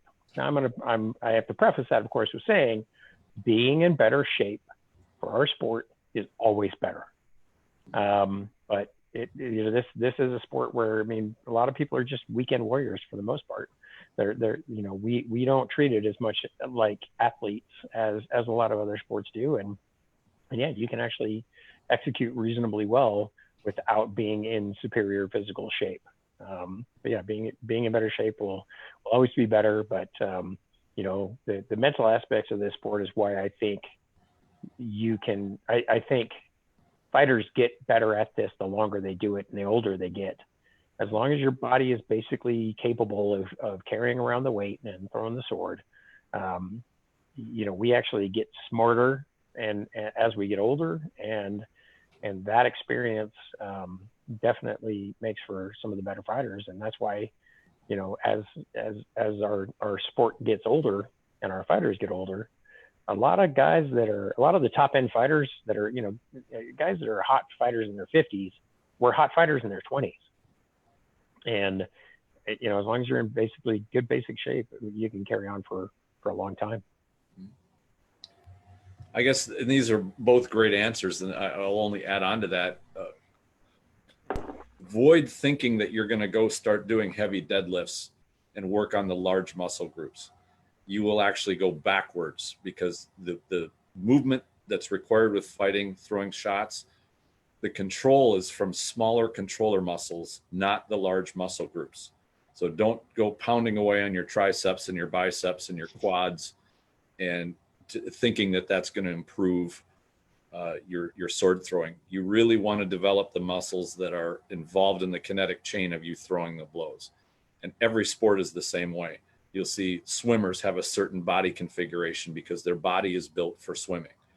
And with sword fighting, I've seen a number of people try to really hit the gym hard and get big, and because they think big shoulders equate to good throwing mechanics, but they don't. Yes, having a little more muscle will make you a little faster, and being stronger, it certainly helps. But where the injuries tend to happen, and maybe we can cover this in our injuries episode we've got coming up, is when those small muscles that are controlling the direction of the sword and the power that comes through the legs, when those small muscles have trouble, then you're going to start getting small muscle tear injuries that's going to cause problems. So The way to solve that is to work those smaller muscles. One thing that I wish I would have done that would help me is to work with Indian clubs. Back when I was doing fighting, it would have helped my shoulder, keep it stabilized, get those small controller muscles. And they use 1 pound clubs. You can go up to a 2 pound, but things like that to keep your shoulders fluid, open, moving, and those small muscles to get them in shape and strong. That would be my recommendation for anybody that's looking at conditioning for doing SCA combat. Hopefully that makes sense. Thank you. We have another question. Question being, for each of you as fighters, how are you currently avoiding plateauing yourself right now? Well, I'll jump on that gun right away. We're doing this. All right. Yeah. One of the best, I'm going to tell you, one of the best ways to learn is to teach. Because I'm going to tell you that every time I show something, and you stress so much more about being perfect in what you do that sometimes you after you're done teaching somebody, you're like, oh, I'm so sore because I've been sitting in that spot for all day, and you recognize the times that you're weak and what you're weak in. So it's, there's that place where you're constantly trying to push forward and make techniques perfect. The other times it's like you guys send videos and it's like, I get to watch a lot of fighting videos. I'm like, I like that shot. I'm going to see if I can do it, and sometimes I can, sometimes I can't. Sometimes it takes a long time to work on. And it's not only the videos I see in the SCA, and there's a lot of video review. There's tons of video on YouTube that just go out and review and watch, grab a couple friends, have a couple of adult beverages if you're old enough, and review and say, hey, let's watch that shot again. That's really cool. And for me, my last probably 15, 20 years has been watching boxing and boxing videos, training videos in boxing, the Kimbo video that talks about what we're doing. I have, like I said, I have another site that I post up boxing. Tristan's out there and he reads them all the time about footwork and generation of power and kinetic energy and all of these things. I got to pull a ton of footwork out of, originally out of some great people with feet in, Wait a minute. Uh-oh. You pulled footwork from people that had great feet? Like they Yep. actually had feet? That actually had feet, yes. And they're Okay. very pretty feet. Okay, got it. but they, these guys were good boxers. They controlled the ring with their feet. So, instead of rotational movement, when somebody goes to your outside and you turn, you're behind a half beat already. In fact, that opponent's controlling you.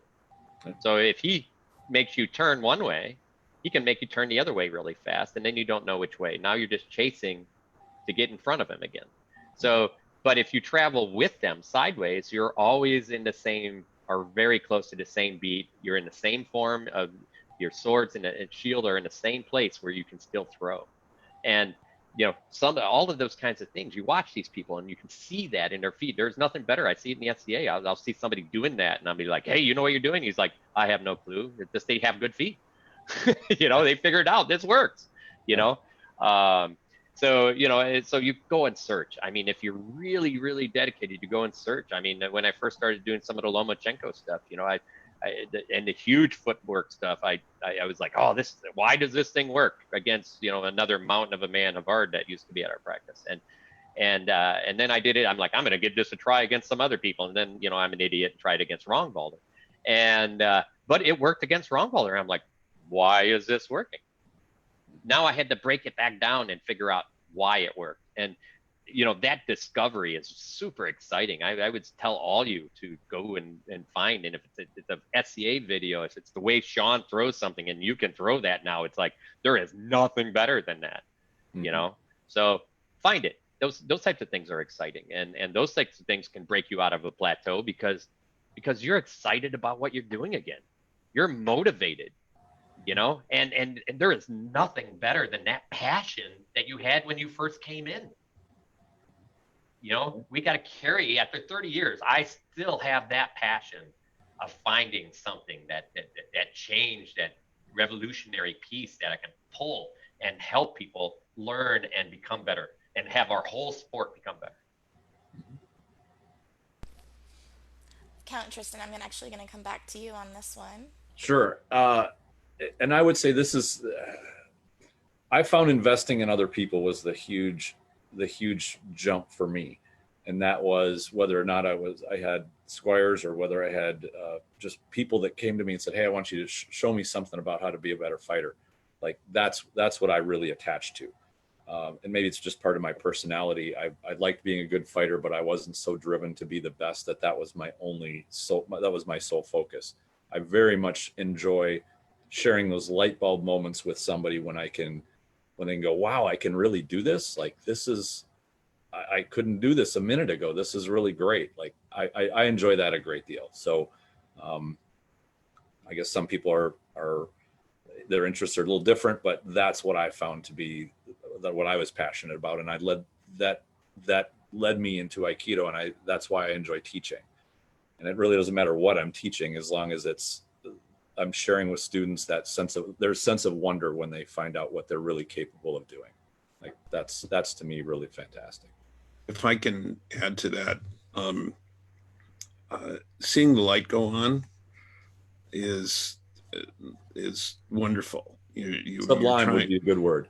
Oh yeah, it's great. And I just got a couple of thank you emails from students who just graduated, it's the best. Makes it really worth it. But that's part of it. And so, as Brannos said, teaching is a way of refilling your cup, while learning can be a way of emptying it. And I'm mixing metaphors here, but recharging yourself by teaching, but emptying your cup, studying something different or new technique within fighting, or studying something related but different. It can be a way of recharging as well. And so finding something to be a beginner again at, it can be really effective. Taking on a new challenge. Yep, exactly. Yeah, I think Brannos had kind of touched on this earlier, that with experienced fighters, we still have the plateaus. The difference for us is they are shorter lived, but more severe, because the changes that we need to make are such small refinements in the execution of our sport. So they're shorter lived. We know how to get through a plateau. We know how to work through that. But sometimes when we find a thing, that is mind blowing and profound for us, that that a lot of people just don't understand why we're putting so much effort in working on one little tiny thing, and that's because that's the improvement that we need, is that one small thing. The best way to deal with the plateau overall is to avoid it if possible, and the way to avoid it is trying different things. And I have the privilege of being able to fight world-class fighters at my practice on a weekly basis when we're allowed to, and going to fight somebody like Duke Timmer or Duke Floki, and being able to go into that fight saying, I wonder what happens if, and just indulging in the discovery and the what if of it. And I've been fighting these guys for 20 years, so what happens when I do this, and what happens when I do this? And it becomes somewhat humorous when you find out that they were doing the same thing. And so when both of you are trying something you're not very good at, and then you're both getting embarrassed. But just the discovery of it, and the what if, and that's one of the ways you can avoid the plateau, is just indulging in the what if. Your Excellency, Tristan, I'm coming back to you for a moment, because we've talked about how to overcome your plateaus and different sources of inspiration. Do you have any particular reading material? Yeah, I do. And if there was a top 5 list of books that I would recommend every human being on the planet read, this would come in probably the top 2 or 3. And it's called Mastery: The Keys to Success and Long-Term Fulfillment by George Leonard. And George Leonard was an Aikido instructor although this book is not about Aikido, it's just about pursuing mastery. And one of the things he talks in here about is plateaus. And it's a very fast read. I think it's only like 200 pages. I mean, you can literally breeze through it in about an hour and a half, even if you're not a speed reader. Very easy on the eyes, but it will enlighten you to your personality and why people get stuck on plateaus. And it is absolutely fantastic. I've given it to, I had one of my students that was stuck on his own plateau for more than 6 months, 8 months. And he read this book and he was off the plateau immediately, because it's the mental part. It opened his mind to understand himself a little better and what he was looking for. And it was something that, even though he was in class and I was coaching him and advising him, for some reason, by reading it, he absorbed it better than by hearing about it, or, you know, the normal mentor student type relationship where you've got coaching going on and that sort of thing. And the mind is a very tricky thing, and it can take examining yourself to see that you're on a plateau, not merely having somebody else point it out for you. And any teacher will tell you, you can try to lead your student to the enlightenment part, but if they're just not ready to go there, they're not going to get there, and you cannot force them to do it. And this book really led him to overcome his plateau. So I can't recommend it enough. And I can, when the video goes up, I'll throw a link in the description part for it. It's a fantastic book. Thank you. Wonderful. I'm going to switch over to gallery view, gentlemen.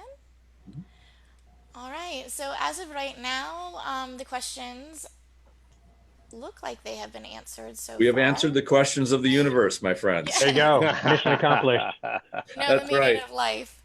And we're done. And scene. But as, I guess, a little transition piece, would each of you give some insight as to the Coaches Corner? I mean, the Coaches Corner, you are here presenting this tonight, so I'm sure everybody would love to hear a little bit more about that as well. Sure.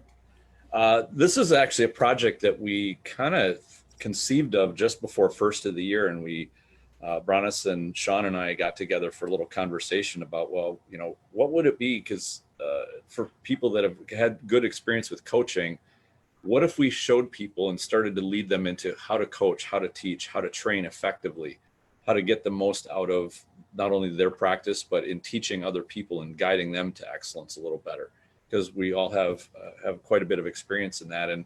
And so that was really our goal, is what if you are overseeing a practice, maybe it's your local group practice, and you've got a bunch of people that are showing up and they're looking to you for leadership, or how they should start training, or, you know, maybe you're more experienced. And I've seen a lot of people get knighted and they go, wow, I should get squires now. And they got people that come to them and say, teach me how you do what you do. And they kind of look around.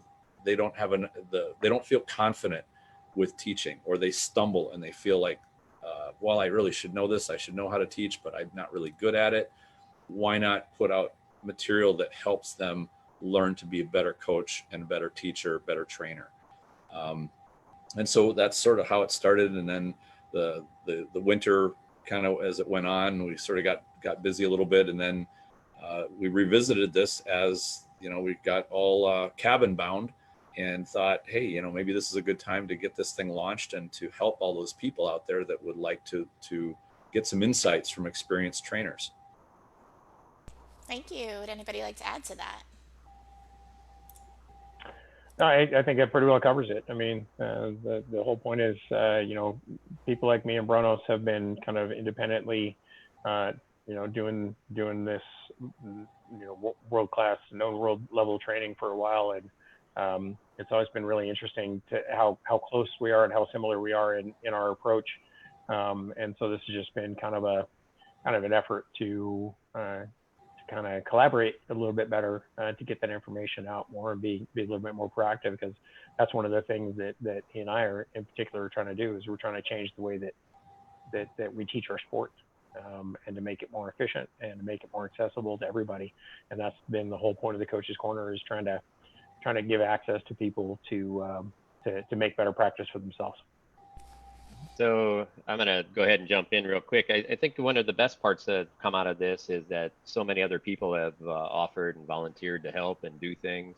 You're going to see all of us bring other people into some projects and some presentations. His Grace Eliyahu was one of them that I really wanted to add, because he brought in a real education side of, professor at a university and doing all these things. And that formal education idea is something that I don't personally have, any understanding of. The way I train is a little bit older school and sometimes a little rough and tumbly, but it's been nice because I've been able to learn from Tristan and from Eliyahu, and a good part is me and Sean have been sharing stuff for a long time.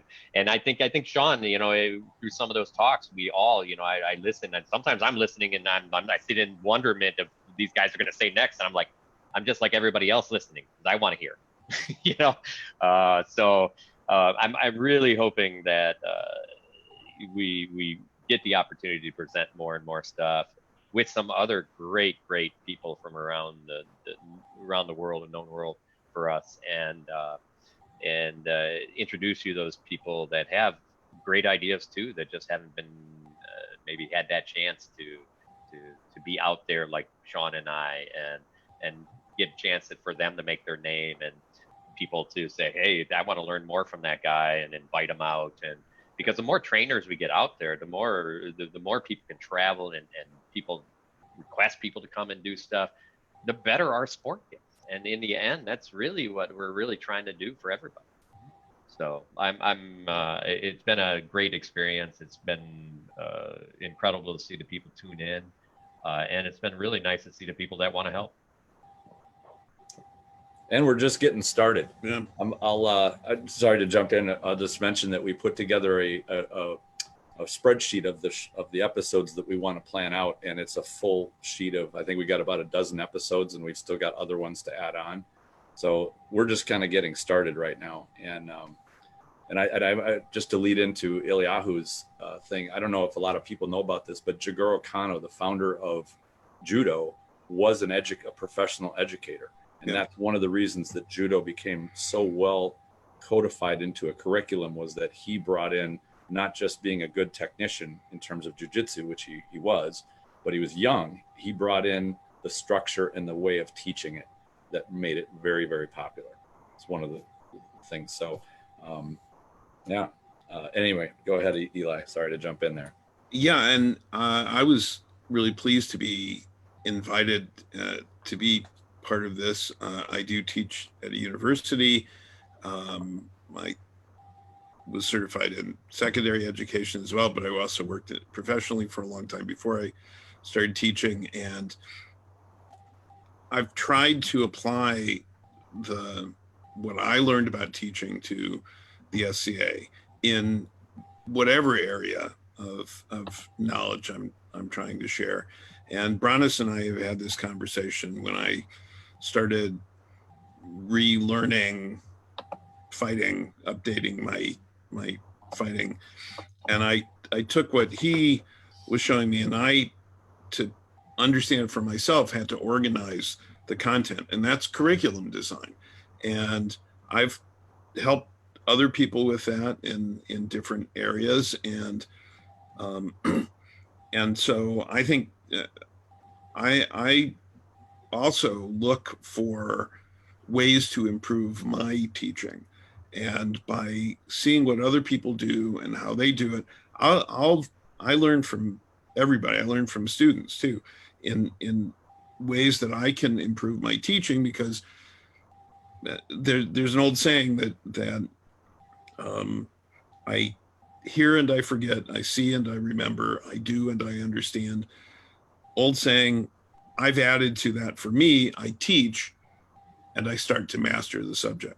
And so if I've got a student who's really showing is very good or developing in skill, I will have them show another student how to do something or talk to another, because that requires them to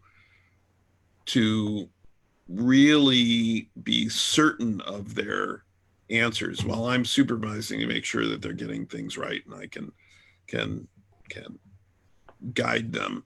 And so the opportunity to talk about this and to share not just the specifics of of coaching SCA fighting, but of how to teach and how to be a better teacher, because there are some people who can fight who can't really teach because it's a different skill set. And so the more we can empower people to share what they know in an effective way, the better.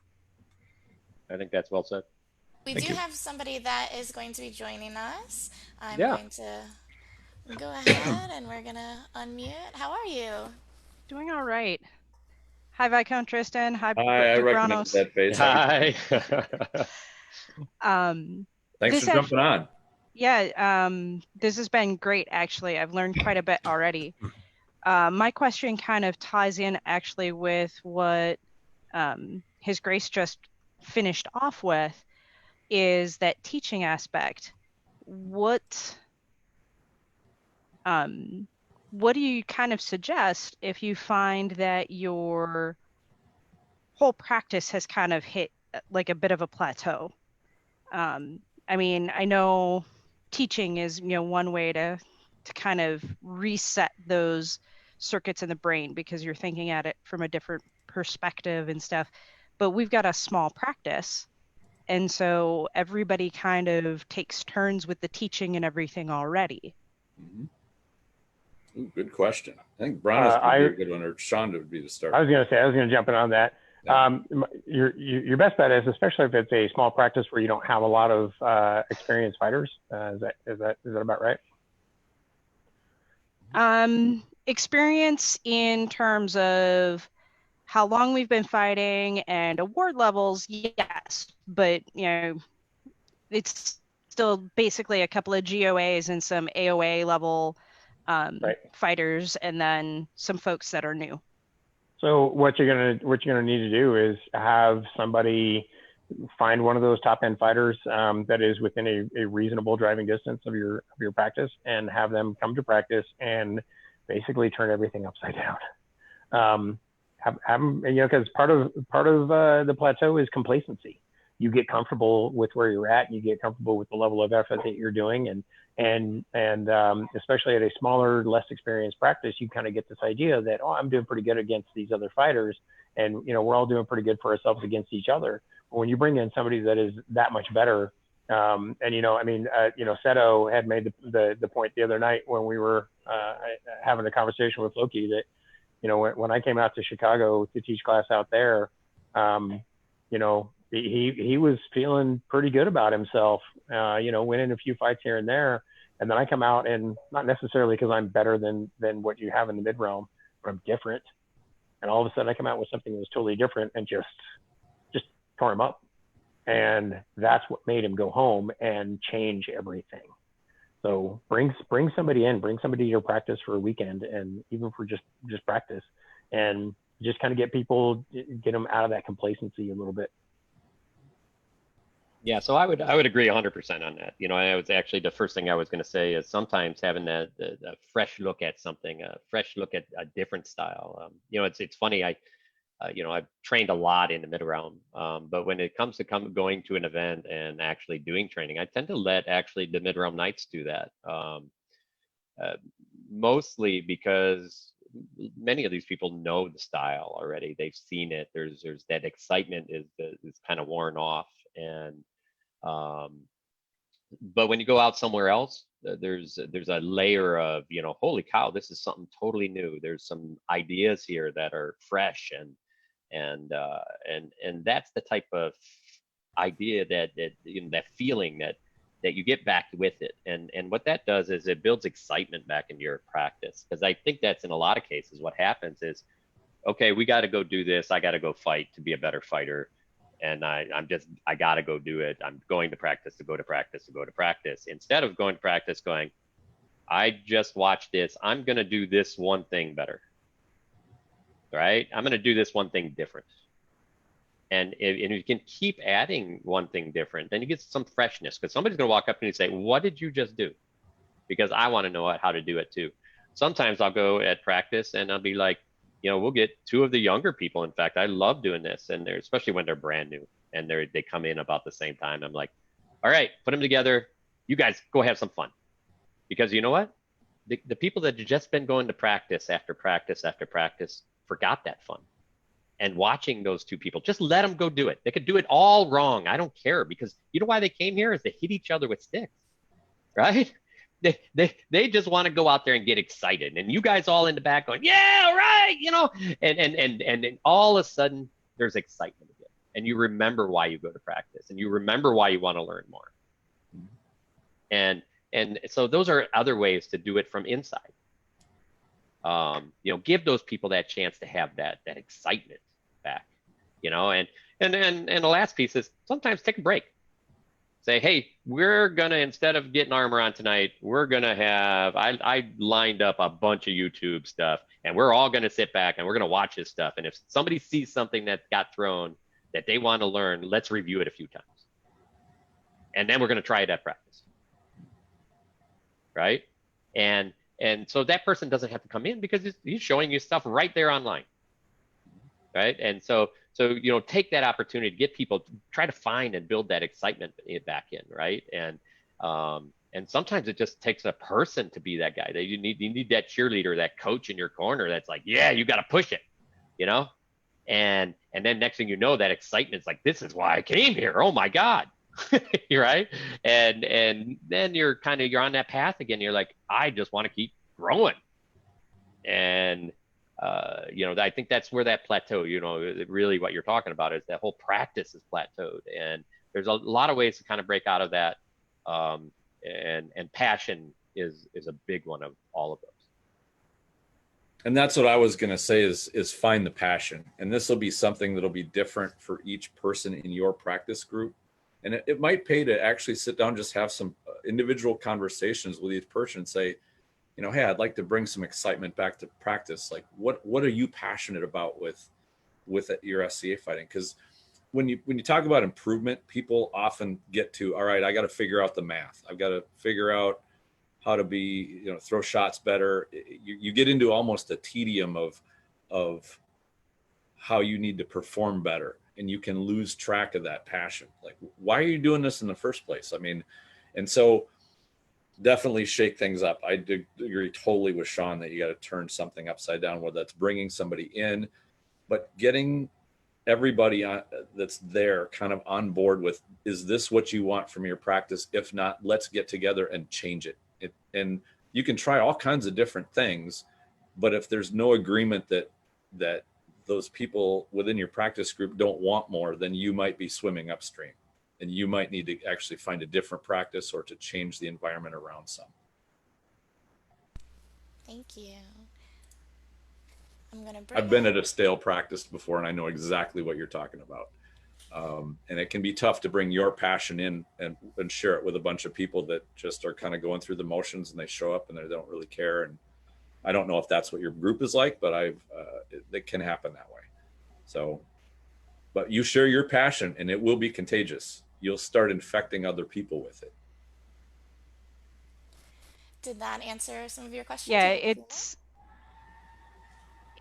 Yeah, it did actually. You know, we were starting that little upswing. We had a couple of new folks coming into their first couple practices, and then everybody was, you know, told to stay inside. So hopefully we can, you know, keep that infusion of new interest and new passion, and that'll kind of help some of us that are doing this a while or whatever and kind of fell into that rut, break out of that rut a little bit.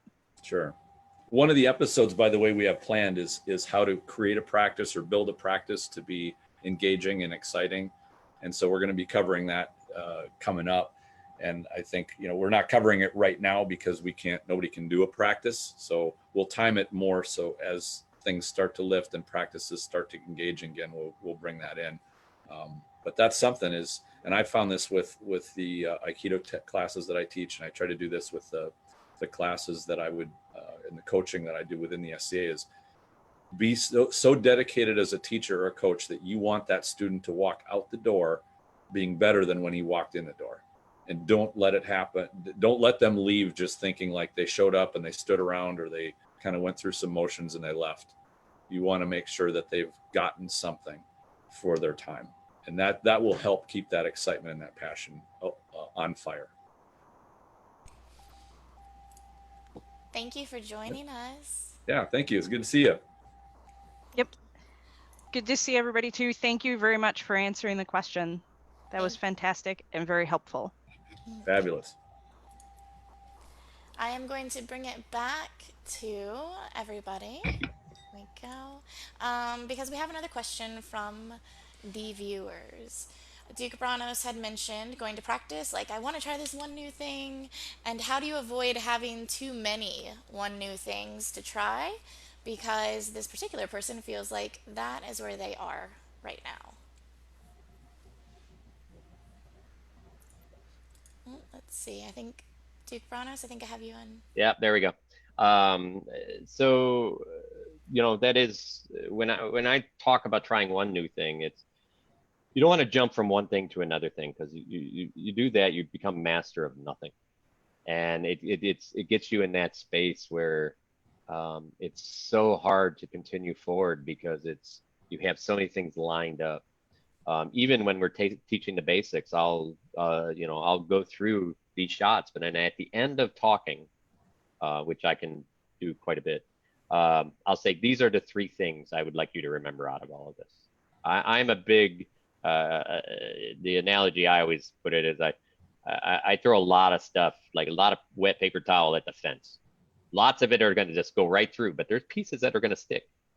And as those more and more pieces stick, that fence starts filling in.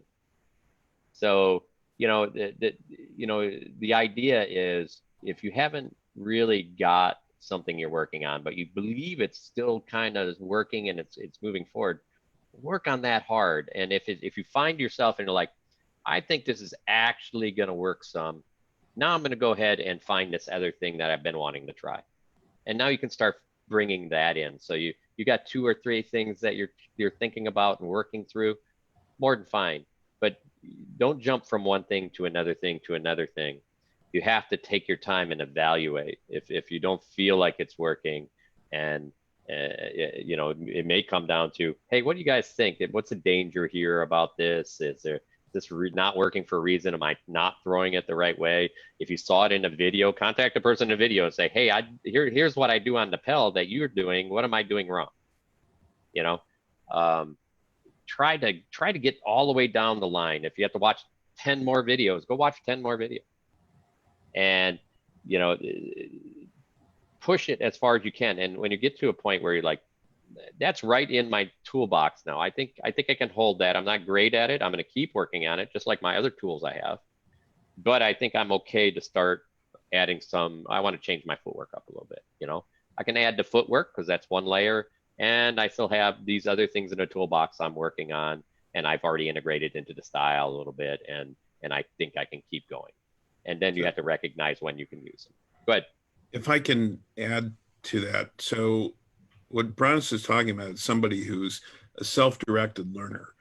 And when somebody has a whole list of one new things and they don't know, and they keep bouncing from one to another, it helps to have a good instructor to organize that content and say, we need to work on these because this one will build on this, and then that's a foundation for the next thing, and to organize the things in. So it's, when somebody is a self-directed learner and they have a certain level of ability where they can understand, or comprehension, they can understand how to add in new things. That's not everybody is at that level. Sometimes people need help just organizing which thing after which thing after which thing in what order, and how to organize their own learning, how to structure their own learning. And that's why we brought Eliyahu here. Yeah. Thank you, Your Grace. You're welcome. Thank you. Yep. All right. We're going to go back to our gallery view to see everybody that is here. As of right now, it looks like we don't have any questions. Oh, just kidding. One came in. Well, I think we just topped the 2-hour mark, so I we're rolling, baby. Right? Duke Eliyahu. And I was about to beg off. I have to go, actually. So I hate to no, that's fine. bail on everybody, Right, but yep. I've got to go. Thank you very much. And Thank you. I'll see you all soon. All righty. Yeah, good to see you always. Yeah. Bye-bye. Our question from the viewers, for those that can remain, obviously I understand if you need to leave. How do you break yourself out of a plateau in terms of the mental game? This person says there's someone who seems to not be able to fully mentally be in the fight, which is holding them back from realizing their potential. Is the mental game the same, or is it different from practicing other parts of the fight? And how can, as a teacher, how can they recognize where someone else is in their mental game? I think I'll jump on that one. From the gist of the question there, it kind of sounds like if somebody can't get out of their way, that's generally victory conditions. You know, they're so wrapped up in trying to get better at the one thing, because, you know, again, it's that magic bullet. It's you know, trying to fix this one thing because that's the one thing that's going to get me through. And that's the problem of the plateau, is getting too wrapped up in focusing on doing one thing. And it's having the courage to break those victory conditions and to find something to find out what your next deficiency is.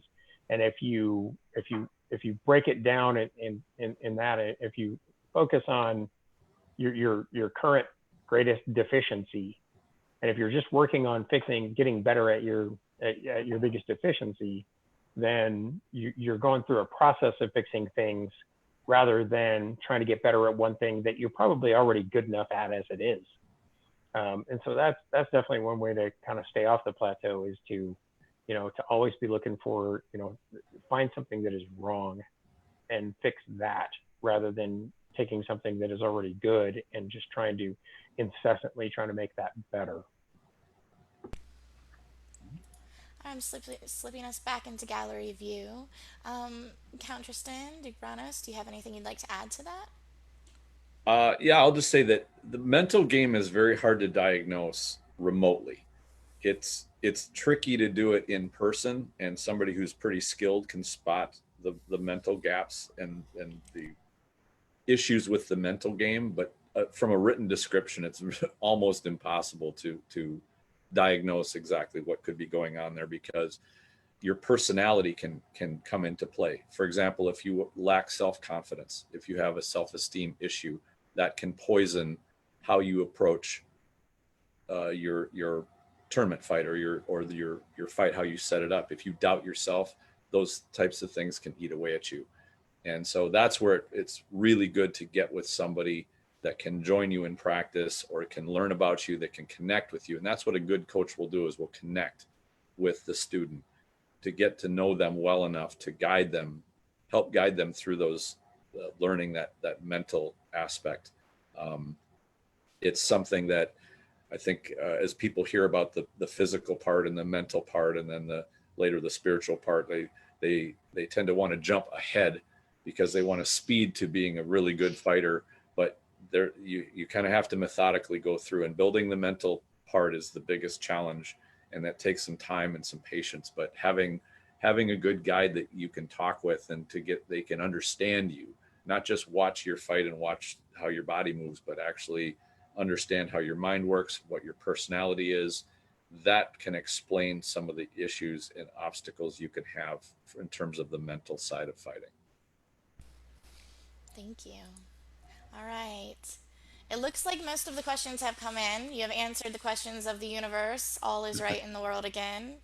I know we are going to be back together again next Friday, I believe, around the same time.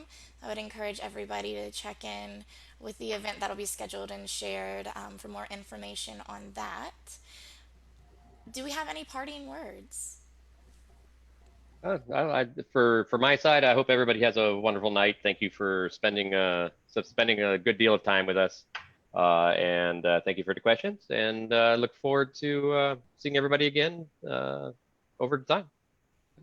Come visit us. Have a wonderful night, everybody. Thank you Duke Sean, Duke Brannos, Count Tristan. I would like to add one last thing, and that is on our initial episode, we covered a number of different topics, and our plan was to elaborate on those topics. So if you have one or several that you would like to hear about right away, please let us know. Post in the Facebook group. I think we're looking at putting up like a poll to see if which episodes people would like to see coming up next. We haven't thoroughly planned that out yet, so but we want to hear from people. Please post up, and if there's a topic you really want us to cover, you think would be a really great one, we'll add it to our list, and we'll start making them up and talking about it. We have some questions that look like they have slipped in, but I would encourage everybody to possibly check out just the Coaches Corner and bring them to you there if that's If we missed the question, post it up on Coaches Corner and we'll nail it there. Perfect. Yeah, we can address it there. Great. Everybody have a lovely evening, and we will see you all again on Friday. All right, thanks for having us. All right, bye.